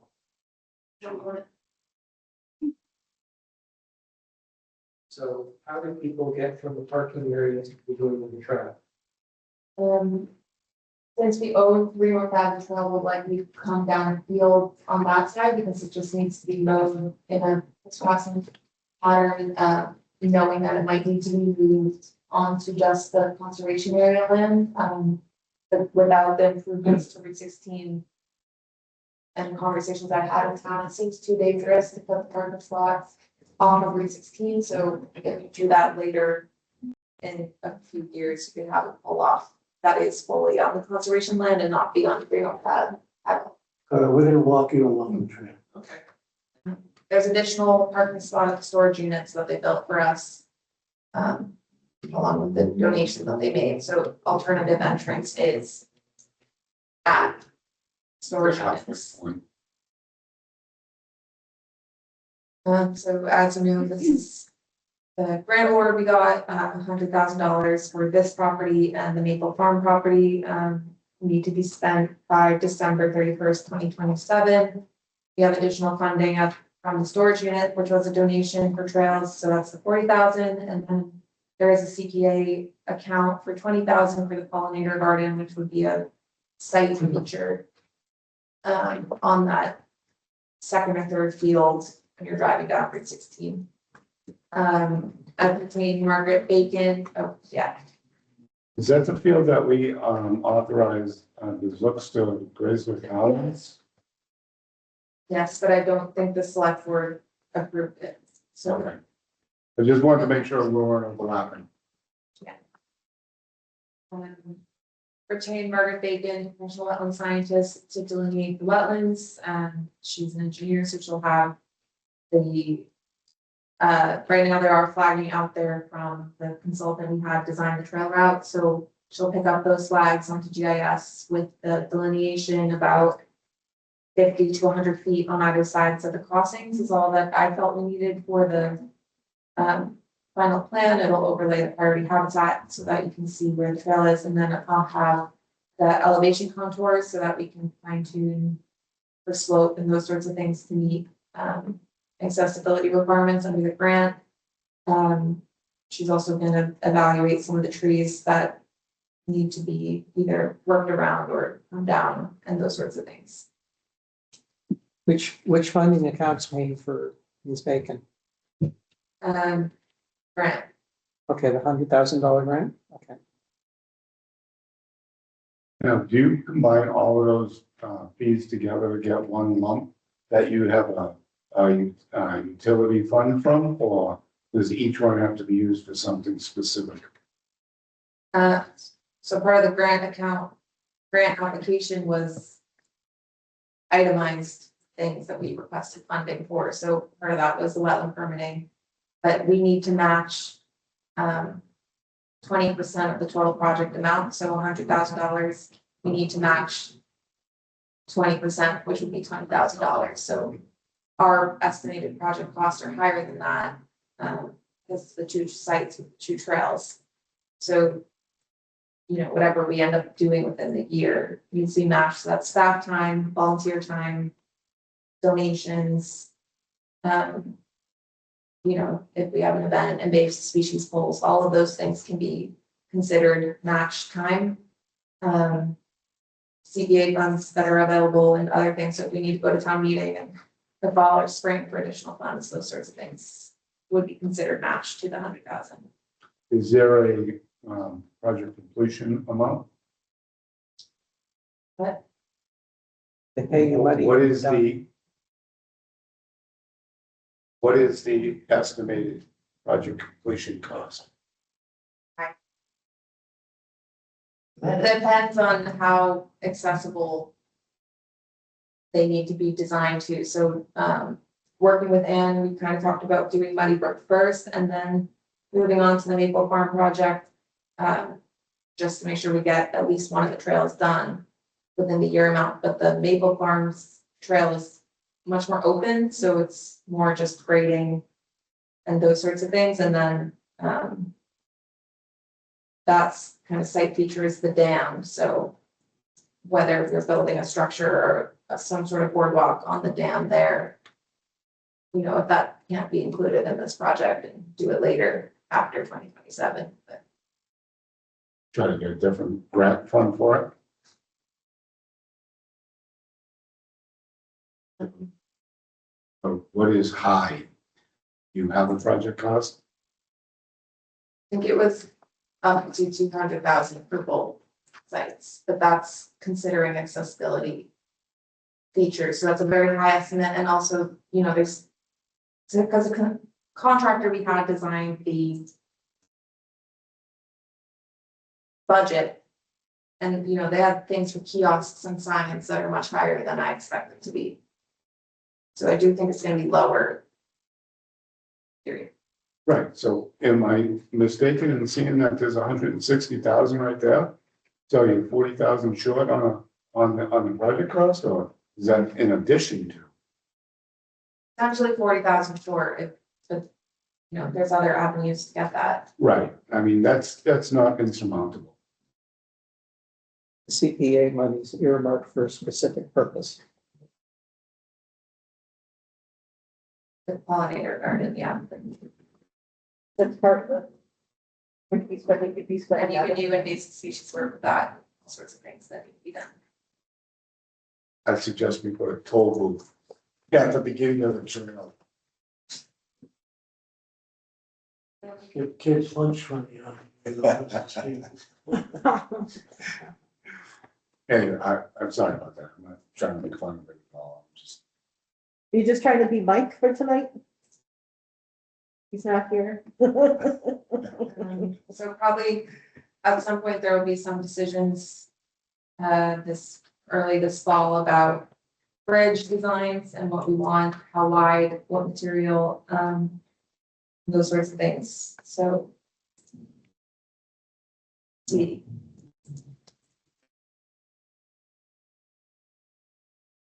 Okay, this is all draft, so feel free to discuss and change and do whatever you wish to do. This is the 1831 map of Hamden, showing Muddy Brook. get to a point of interest in that later, but what we're going to talk about is purpose, significant statements, some of the resources, and then we're going to take a hike through the property. The first one, really, what's the purpose of this place? The next slide, please. Those are words that can be refashioned, but they seem to be what people in Mendon might find to be a purpose for the conservation area. Enjoy and appreciate its cultural and natural resources and come to a clear understanding of why the place is being protected. It was a good result in the end. Terry, did you end up by finding the old trolley tracks back there? During your hike? The trolley went right through Mendon, Well, the old trolley. Did you Yeah, end up by finding any remnants of it? I'll get to that in a little bit. It's, there is, as you go to the interior, two stone walls that aren't, they don't look like farm squares or rectangles, they are straight away. And the question is whether that was an original road, whereas Route 16 may have moved it a little bit. Where the trolley went, I think the map I've seen of the trolley has it kind of going down Route 16. Oh, it does. Yeah. At least this is produced by the trolley companies. I'm not gonna do the meets and downs, but the real question is, was the stone wall aligned road, was that the original Connecticut path? Did George ride his chariot down that road rather than Route 16 from? That's a research project that I'm not going to answer this evening. It is a very interesting feature within the interior.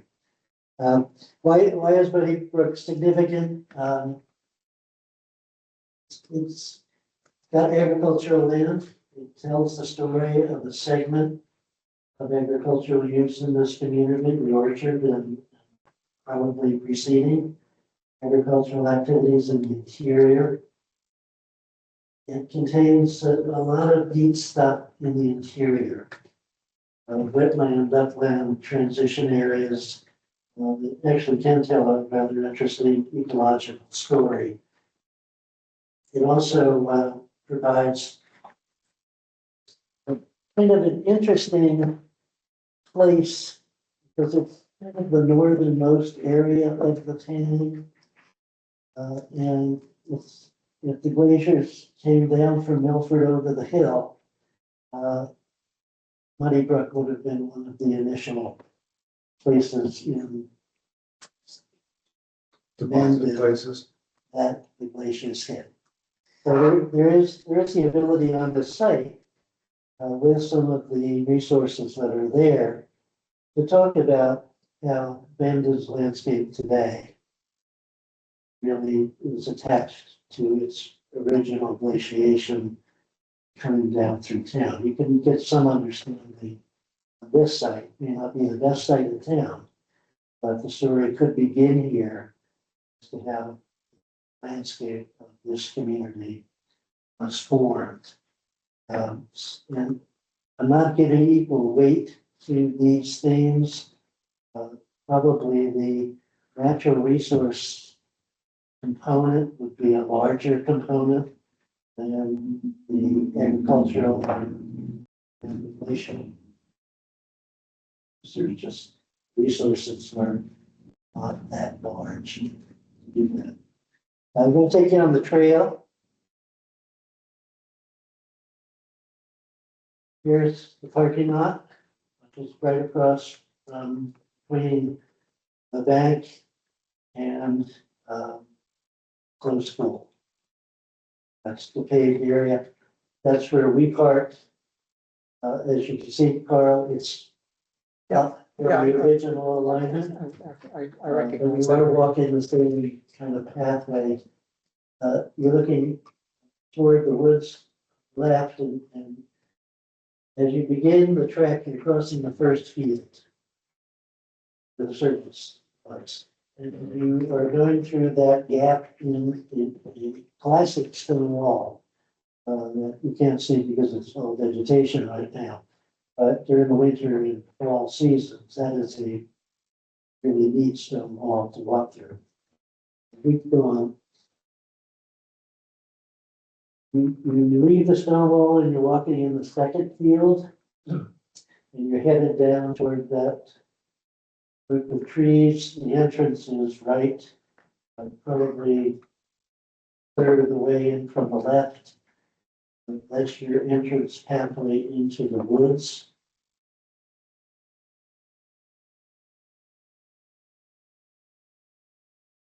When you go into the woods, this is what we found. Stop. It's kind of an interesting thing, which we'll get to in a moment. Looks like it's from, the middle one's from the thirties. It looks like it may have had a caboose.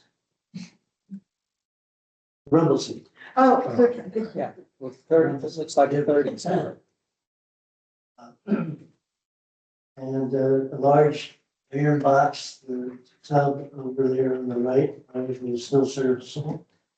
But that's what you encounter, and when the group was doing this site walk, it was suggested by a member of the select board that this might be a teaching moment. This is what we used to do. This is 90 years and you can still recognize the hunk of metal Yeah. that it used to be. Yeah, and who knows what else is in there. Hey, if it's 90 years old, it's historical. And if you move the I'm car, more interested in the stone. then a big the, rock's gonna come foundation. out. There is some evidence perhaps of quarrying that location with the rocks, there's a bunch of rocks that are not aligned, and just piles of big rocks within here. But the teaching moment is, this is what we used to do, but today's society is into recycling. We find value in what we used to find. It's also not plastic. Pardon? It's also not plastic. Yes, it's not. It would break down eventually. If Mike had been here, I would have said that was his first job. That we can do. After you go through that strip of woods, you can see it from 16, it's just this narrow strip of woods going back. You're going into the third field, which is the slight depression you see off Route 16. That's the future location, perhaps, of the pollination garden. Has been in some planter stage for a while. You're about to walk into the woods from that location. So we're going to turn around and bring you into the woods. And what did we find? Some more. And some really very interesting pine trees. They grow fast, but these are big trees. It's interesting the way the branches come straight out. When they're that low, it usually indicates that they're the oldest in that area. They're a wolf tree, yeah, they grew in the open. They're not very happy, needs some. They were there before they was. What did the second slide? Is that just more tin boxes and stuff? They're big iron steel boxes, what they were used for, I don't know. Didn't even look inside. So it wasn't anything like a filing cabinet or anything, it was. No, these are Industrial. heavy. Yeah. This is solid. This, whether it's commercial kitchen refuse, I don't know, but they are big. Let's go. Okay, as you leave that pine tree, and the junk pile was over here, you see a rather interesting depression in the landscape, and it does not appear to be natural. It appears to be made by humans. What its use was, who knows? There are some rock mountains on either side as you down on it. It's another thing, what was this? Be kind of interesting to find out. You're walking this way, and this little hill area turns to the right, and then you're walking into the wetland areas. And there is a very extensive wetland in that location. We can show the next one. Now, is that part of the Muddy Brook, wetland, Yes. okay. And you're walking through that, this would be boards, assuming. This is the tent. Going from there. It's very typical in the wetland environment. It's, So cabbage, birds. Some birds. here we are at Muddy Brook. Wasn't a lot of water. No, The that's day I was impressive. there was water in it the day we were there, but my son and I went afterwards, and after, cleaning off about 30 ticks, we did come up on the brook. The brook is looking up, this is looking downstream. We do have a threatened species in this brook. And it is a brook lamprey eel. It's kind of looks like the kind they have in the Great Lakes, but it's only about that big. And it does not, it's not a parasitic entity. It is sitting in the stream, filtering nutrients out of the water. It's threatened, like I say this. It's always difficult when you're doing a trail, particularly is how much can you talk about threatened endangered species, because we do have these wonderful people that like to collect those little critters. So we have to deal with how that phenomenon in this group would be. You didn't see any brook trout in there, did you? The water was this high. Okay, I was gonna say, because, where the drive-in is, the state used to stock them with brook trout because it's a cold water fishery. Yeah. Yeah, but the time that we were there and I was there, it was more water when we were there. Because we came up halfway, came up. It was running. The shoe, That shoe thing. it's not an imposing river, it's kind of a nice little trickle. But that story of hydrology of Muddy Brook watershed could be told very easily.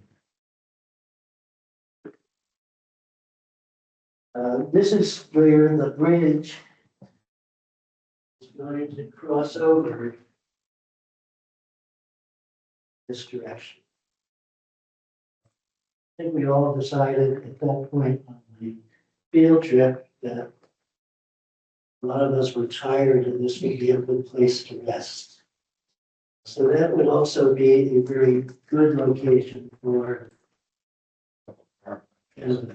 bench arrangement, be a very good location for some interpretive devices, because you're going to sit there, the trickle on the brook, so your ears, you don't hear 16 in that location, which I think is really neat. So that's a location that we should focus in on and look what its opportunities are. Did you take into consideration, mean water level and how high the bridge has to be? Margaret will do that. We're not in the design phase, we're in the exploring phase. Okay, no, just, these are questions that may or may not have been thought about, so. Okay, then you start transitioning into the upland environment. And the trail goes on beyond this point, and there is a vernal pool up toward the end of the trail, which is not shown here. I see the storage. This erratic may be one of two. This is a single erratic. Second one may be just off-site or in a potential easement at some point later on. But you can look at this rock and you can talk about glaciers. How we get here. truck down from Milford. Where did it come from? Scraped off the Canadian shield. Huh? Scraped off the Canadian shield, most of them. Geologist. You should know, that. Where did it come from? Scraped off the Canadian shield. New Hampshire. Maybe. Right, yeah. So you can tell that we can begin the. We have nice- pictures in this down. Actually, I've been reading through a lot of things about them and I see very little about the geological formation. And Yeah, I know, I owe you, I know. It'll be sooner than later. And then as you go on, you ultimately turn around, this is a loop trail, so you're coming back partially on the same trail that you started out on. There are some things here. I mentioned before, if you go to a state park or national park or often county parks now, you're welcome, please. You try to make the exposure to the natural environment or the historical resources interesting to the people who are going to experience them. And the stories of Muddy Brook can be, it's a place that was heavily used throughout history for human use and resource exploitation. It's agriculture. It was stone walls that either had animals or had some other agriculture. It's evident that the forest, the internal forest, has been harvested over and over again, growth and all. And so it's done through its use, and you can tell that story. I think we were, as Bill and I were thinking, gee, in the farm field, the second one, wouldn't it be great if we could get some photography of the orchard? Someone on Mendon Commons, someone on Mendon Bulletin, yesterday or today, asked if anyone had a picture of the sign of that orchard. But those are kind of things, this is what was. This is what it was used, and oh, by the way, these are very good agricultural soils that are in this particular location. But you can do that as you start to go into the interior, because there are additional stone walls or additional evidence of human interaction with the resource. It's a valuable remaining ecosystem in a suburbanizing area. And it's got a lot of stuff. We often refer to resources as stuff, but it's got good stuff.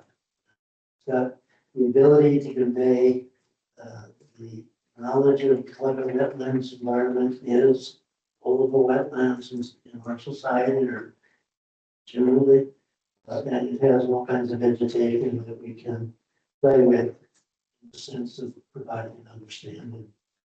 Can get to that in just a moment.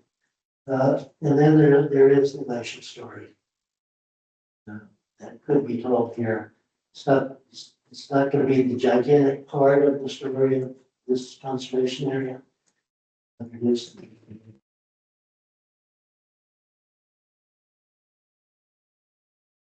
And let me talk to you a little bit about and convey those messages. And you've all been into parks, and I'm not going to tell you what all these things are. Every trail has something like that. Okay, it's a TS. Wayside exhibits. It's laughing because when we met, I showed you this and I said, no one should ever put that sign there because it detracts from the resource. You're looking at the sign, you're not seeing the resource, it's just so bright and overpowering. Oh, the colors you mean? Yeah. Okay. Yeah, That's it detracts from. Have some harmony between what you're trying to convey, the Right, resource. one that's blend into the environment, not overpower it. We talked about maybe a small amphitheater in the first field, or as you enter the second field, your school kids could come and have little sessions. Groups, Boy Scouts. Never. And this is what real interpretation is about. It is not about, here's the native flowers, aren't they pretty? This is a rose, this is a whatever. This is having you as a visitor do something. There's holes in those trees. As you walk through this place, see those holes, think about who might have lived there. Who lives there?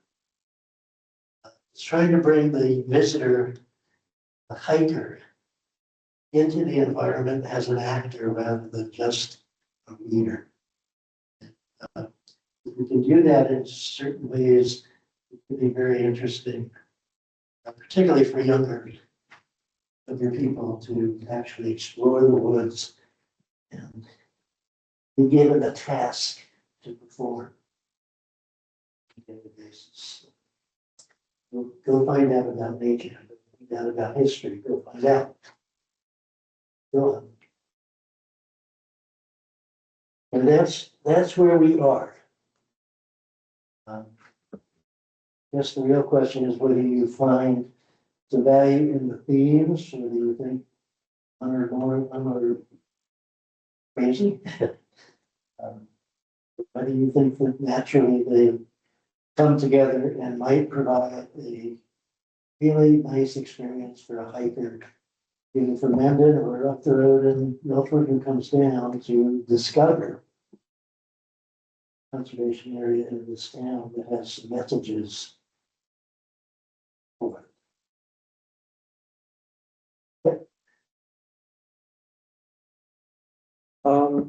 I like the focus on Mendon past history.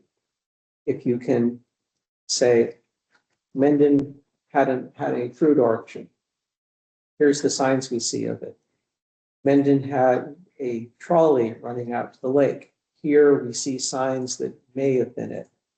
Here's a man-made depression. One of your signs. Think about what could have this depression been done for? Here are the guesses we've come up with. Please, let us know what your guess is.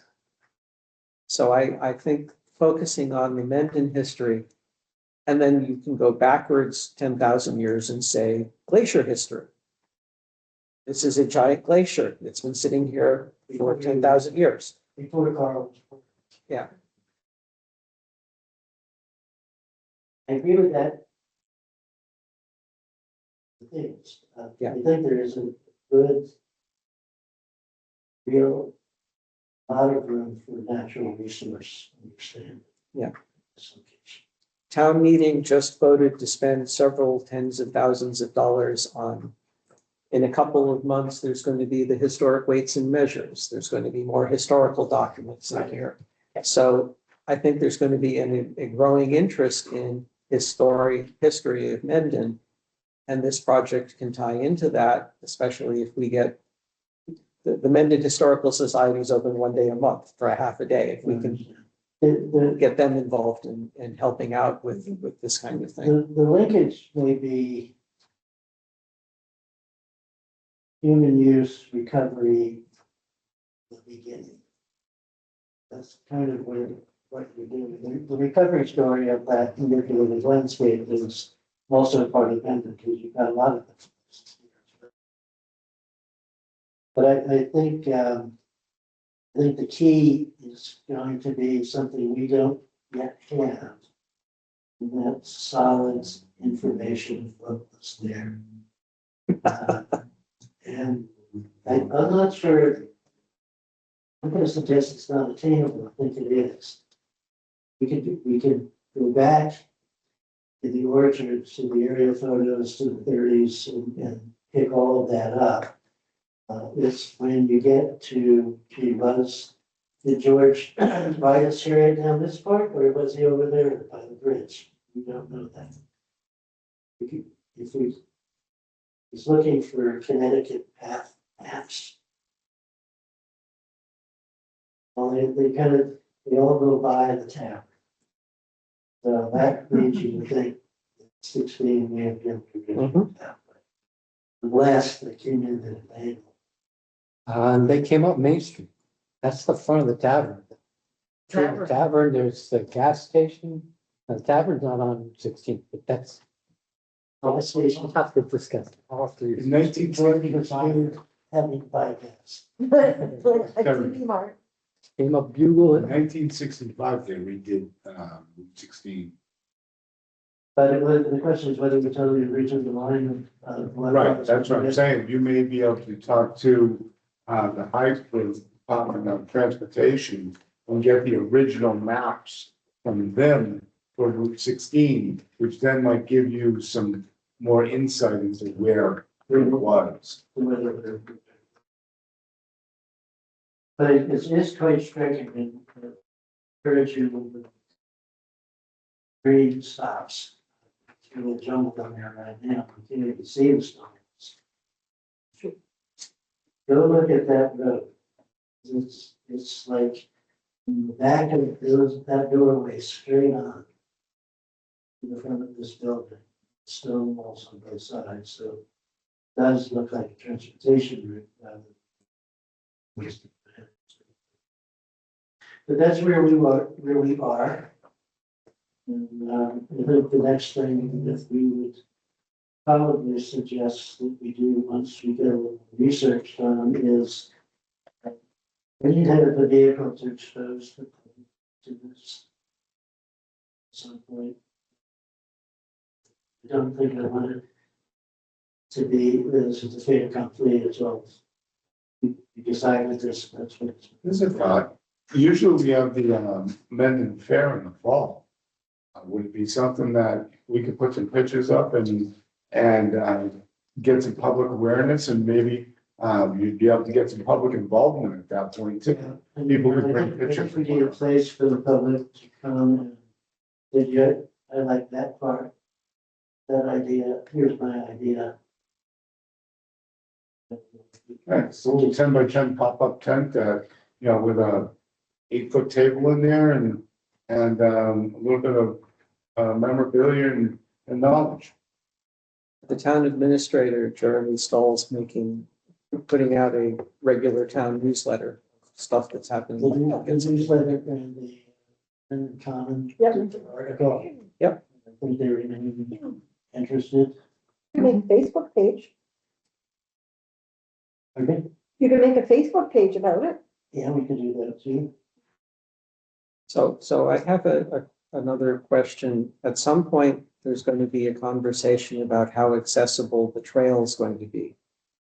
Whether we have suitable for someone pushing a stroller, if they're pushing one of those large 3-wheeled strollers that can be a little bumpier. How's that conversation going to be taking place? It's, first of all, it's gonna be a difficult conversation because the place is filled with rocks. Mhm. And you have to climb over rocks to get from this point to that point through the woods, another group of rocks. I don't know what Massachusetts requires in that context. In the Park Service, we always had to ensure that the accessible portions of the trail convey the entire story. Okay. So you may have the ability to have wheelchair access or baby stroller or whatever the case may be up to a certain point. Right, that makes sense. And that would be the fields. Yep. Mhm. What I don't think is in the planning process, to date is, no one's talked about step ladder across the rocks anywhere in that trail. I assumed it would need to be opened. That those That's what I was stone walls would need to be opened. for access. Okay, so you're saying that all the rocks that are blocking the trail will be dispersed from that?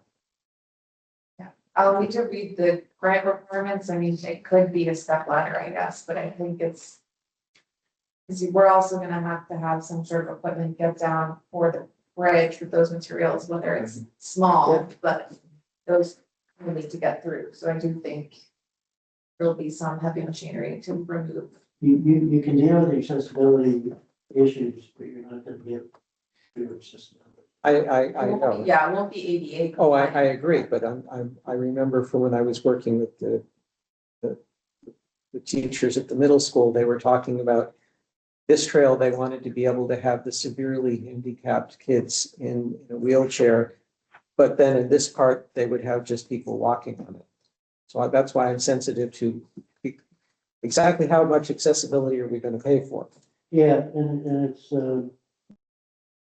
always a difficult issue, not only in terms of that. Can we have interpretive devices that people can put in their hands and understand rather than walking the whole trail? Can they do that visually along the way?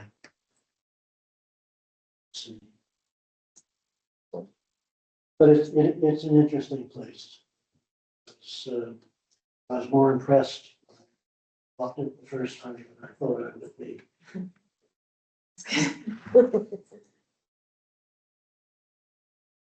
Thanks for taking it on.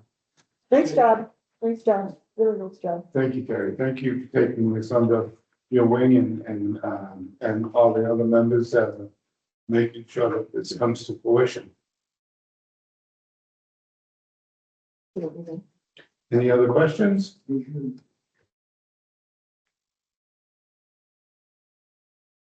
Agenda 8. Isabella, you have thoughts on that? Bob and I got an email from Jeremy about procedure for interviewing the 2 applicants and for the seats that are renewed, so that's Leah and Carl. One of the questions was whether we want to interview Leah or Carl or not. Yeah, we get interviewed same. Part of it. We get treated the same way as any other applicant. I like that. Some sitting board members get deeply offended by being asked to interview, but I'm not, as long as the questions are appropriate. And if they're not, I'm gonna tell you. If they're not, we get sued. I just want to say it was disappointing the last time you did this, that we had 2 members drop out the next day. And that's what we're gonna speak about is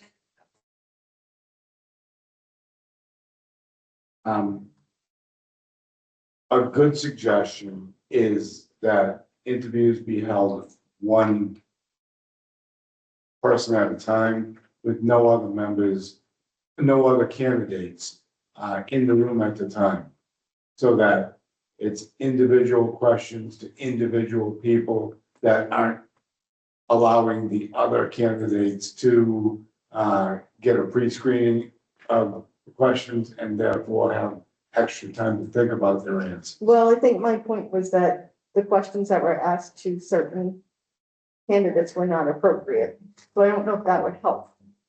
I think HR would be attending. The meeting at which the interviews took place was reviewed by other municipal staff and appropriate action taken to deal with the issues that arose from that. Am I being vague enough? I don't want to be more specific. Okay. It's just not, I just don't want that happening again. I was chair at the time and the municipal staff examined the videos of the situation and took remedial action at the time and promised to take action at the next round of interviews, which is what we're discussing now. And I don't blame you for that. You had no idea that things were gonna happen like that. So the question here is how do we want to conduct these interviews? Do you want it on the next meeting or the meeting in August? We don't have any applications for the next meeting in July, but as you said, recommended to have each applicant go downstairs and wait. Right. I disagree They with should be that. in the conference room downstairs and be brought up. See it all? I disagree with that. I think it would be much more equitable to pre-screen and have a list of the same questions.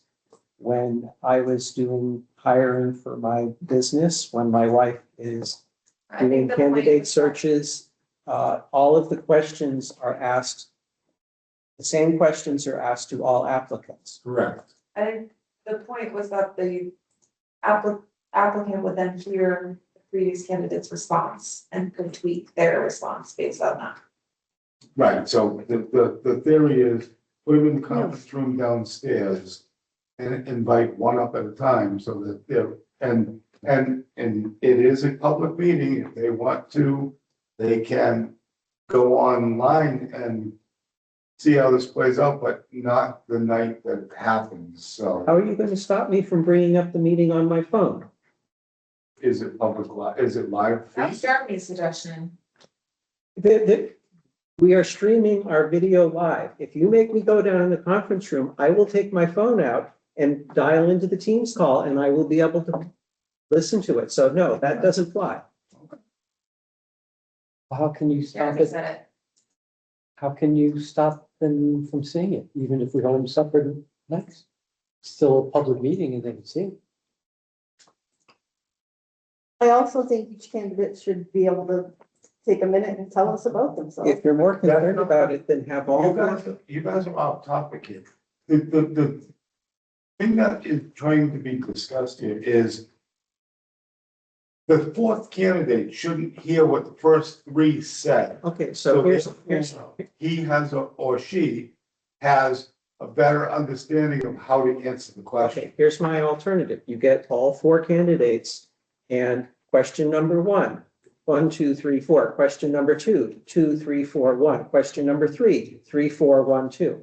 So everybody has to take a turn of answering the same question. And that way, each person for an individual question will be answering first, and on another question, they'll be answering last. How much Carl on this? If Peter and I were live on the scene,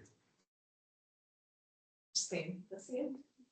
we were live on the scene. On the crime scene. And when I got in, I'm happy you're here. I just was very disappointed that 2 other candidates dropped out because. No, the consensus is that we want all 4 candidates here at the same time. yeah, and I'm good with I that. think the question There's is, 4 of them? you know, Yes. there's, Well, him and I. Yeah. And then 2. Who are the other 2?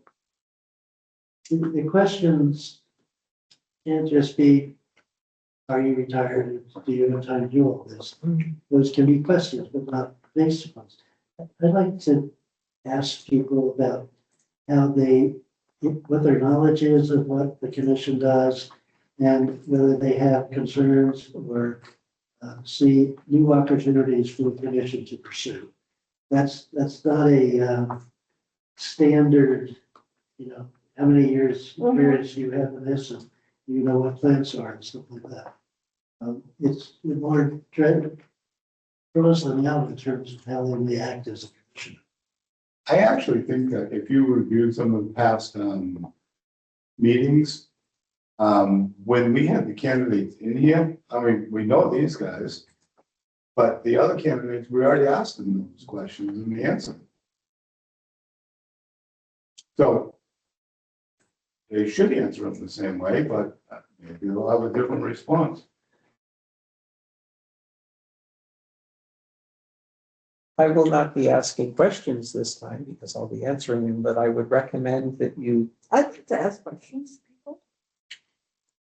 can't. I would recommend that you think of the questions you would be asking and then run them by our HR team. Carl, can you clarify? So if there are 2 candidates that are vying for our spots, are we not allowed to ask them questions to see For if the they? purpose of the, Wow. My For the sense is purpose- you're not allowed to vote on it either. for the purpose of the appointment process, we are in effect recusing ourselves and we are being treated like a member of the public who is interviewing for the 2 slots. The fact that we are incumbents is irrelevant to the interview process. Other towns do it, they have like how I think that's just explained to me is that you 2 can't vote Correct. on the others. I'm not saying voting, but like, if I have a question, I'd like to be able to ask the person that Would wants be my treated seat. just like another member of the audience who wanted to ask a question. That's fine. Does MAC have like a designated formula for interviewing? Do we allow members of the public to ask questions? That seems problematic. I don't know. Oh, after you. Well, we've done, I don't think it's open to the public. I think it's, the select board is asking us our opinion, not the public's opinion. I would hope that unlike Peter and me, we actually make a decision as to what the recommendation will be rather than hunting it off to the select board. Well, I Well, won't be select- chairing it, so I won't, you can take that up with the current chair as to how, well, it's the select board that appoints them. I understand that, but it's based on But based recommendation, on our theoretically, recommendation. commission. I mean, they know we have to work with these people, so if there's gonna be friction, then they're not gonna want friction, because it's just non-productive. Mendon has not yet socialized having contested board appointments. So Oh, you should have seen mine. a suggestion might be to reach out to HR and see what their opinion is of whether or not you can be a audience participation member, or if it's to the board itself and therefore not an applicable, it's not applicable to the need.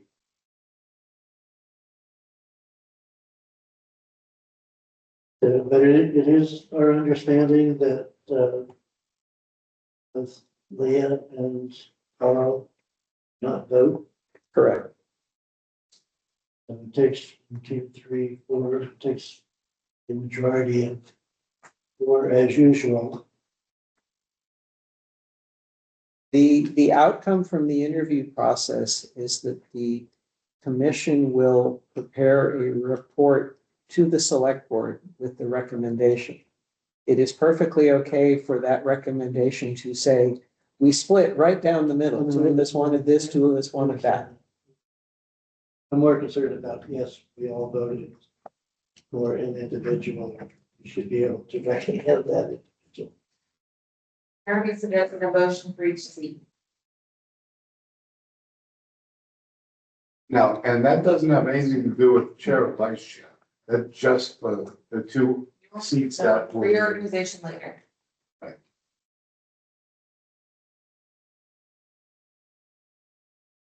So that's where we stand is now we just need to know, do we want to do it in July or do we want to wait till August? July. Would make sense. That would be the next meeting. The goal is that in future years, the interview process will take place in June, so that at the second meeting in June, the select board would be able to make an appointment for their term to be effective July 1st. Right, and that's the calendar year for money. So we're running late, so we should do it sooner than later. That's why We're July running makes late. sense. We're running late because Jeremy had took paternity leave and was budget stuff, and the select board and everyone else was busy with other things besides worrying about reappointments. So we should do it at our next meeting then, right? Are candidates allowed to make an opening statement? So we get to know people? What's the question? Are candidates allowed to make an opening statement? Like, in other words, I'm Joe Schmo, I'm from Mendon, I've lived here for 15 years, here's what I like to do, here's why I'm interested in being on the Conservation Commission. Here are some important things that I do that apply to conservation. Yeah, so argument, that should be in a letter. I would assume that's the whole reason for the interview. I don't know. To get to know the candidate Yeah. and to get to understand what their reasoning for wanting to be on the board is and what their qualifications are. Okay. Staff. Well, let me redirect that. I expect that there will be questions that you will jointly come up with to ask all 4 candidates. In addition to those questions, do you want the candidates to be able to take turns reading a prepared 1 minute, 2 minute, 3 minute speech prior to questions? If they want. Okay, so what's the time limit be? I mean, a minute's a long time. According to this Shen Wing. 2 minutes, you're gonna start losing people's interest. So that should be communicated to the other two candidates. Just start with introductions, it doesn't need to be a speech. Everyone's capable of introducing themselves. Right, and that's, I mean, me personally, I think that when the person comes in for the interview, the purpose of the interview is to get to know them. If they want to make a speech, then that's part of their interview. I don't mean like a speech, I just mean like what I said. Short, Speech. less than a minute. If it's a Statement. prepared statement, then it's a prepared statement. If it's a prepared statement that lasts 2 minutes, it's a speech. Okay, I think if people want to talk off the cuff, they can too. I'm just saying, like, it would be good for us to get to know people. I'm not disagreeing. So again, I'm still back to, is it July or August? July's Next fine. Sounds like should be July. So everybody in agreement, the next meeting? Yeah, what day is that? 14 days. July 23rd. It's not a number. And so we're gonna talk to the candidates and tell them to be here on July 23rd. Gonna line them up in the firing line in the back and then interview them.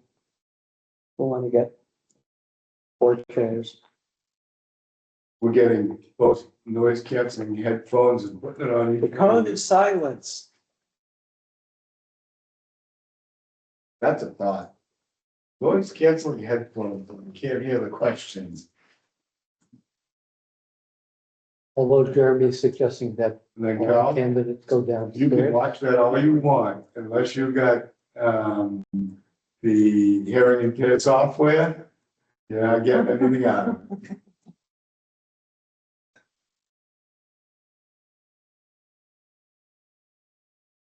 No, Right. Jeremy was pointing out the futility of trying to isolate people. Utility or futility? Futility. Recommended it. Okay, is that what he recommended? Okay. It is. He said that the planning board, had this problem. He wanted to try and not recreate the same problem. Which is Kind of makes sense. the candidates that follow first have all the prepared, or all the time, prepare better statements. And yes, I agree, your idea of mix and match and plan multiple choice candidate for questions is a better strategy than one person running all the questions. Well, if you end up doing people sequentially, I will volunteer to go first. And that way other people can, yeah, I'm comfortable going first. So you said that HR was gonna be involved, or will there be a representative in the room? Because what happened to me was abhorrent back in 2021. It's like somebody visibly became angry because their brother-in-law did not get. They were pitched against each other, and this guy had no experience, and. Yeah. You know, and No, HR is gonna. that was inexcusable, and it should not have happened, and That's why HR is gonna be here, so I hope that, so. you know, this way here, the tape is probably still up there. and again, I mean, Of that's, course. we're a Do you growing remember town, we're a growing board, trying to get to understand where our That's right. mistakes are and move forward from them. So, Visibly angry because their brother. Can you believe that? We've come a long way. okay, so we're set, do you need to talk to the select board to say that we are going to do this on the 23rd? You're gonna have to, reach out to Jen, though, right? Yeah, we've talked. Okay, you already have it set? Okay.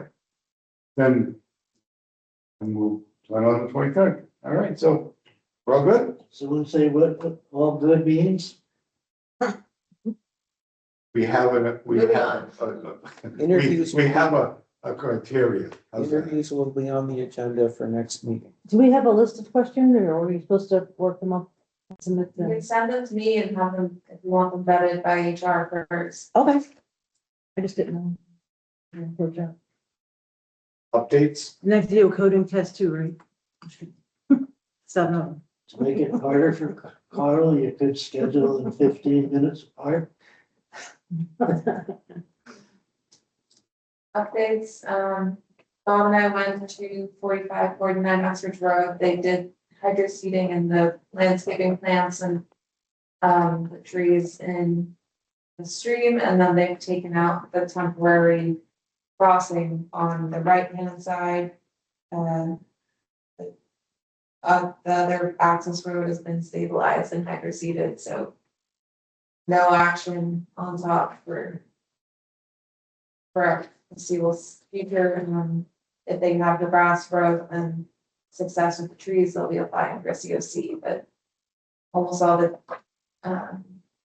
stormwater has been finished and calculated and green post matches, so. We gave permission for most of the erosion controls to come out besides the ones by the temporary crossing that just came out, just because that didn't seem fully stable since they just crossing out. Yeah. And then. Yeah, much else. Right, they got a little riprap to move around and, they gotta do a little more grading. Other than that, the site's looking pretty good up there.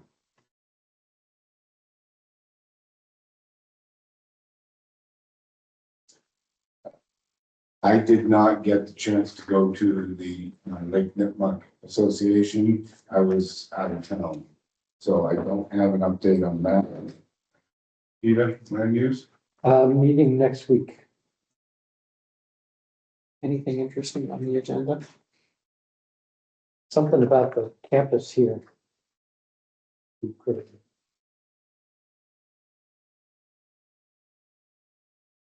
All right, so. Review and approve minutes. Did everybody get a chance to review the minutes from? There are I didn't minutes, see sorry. any minutes. I didn't write them. Okay. And skip that, we're gonna table that until next meeting. Good welfare for the commission. Anybody have anything they want to add?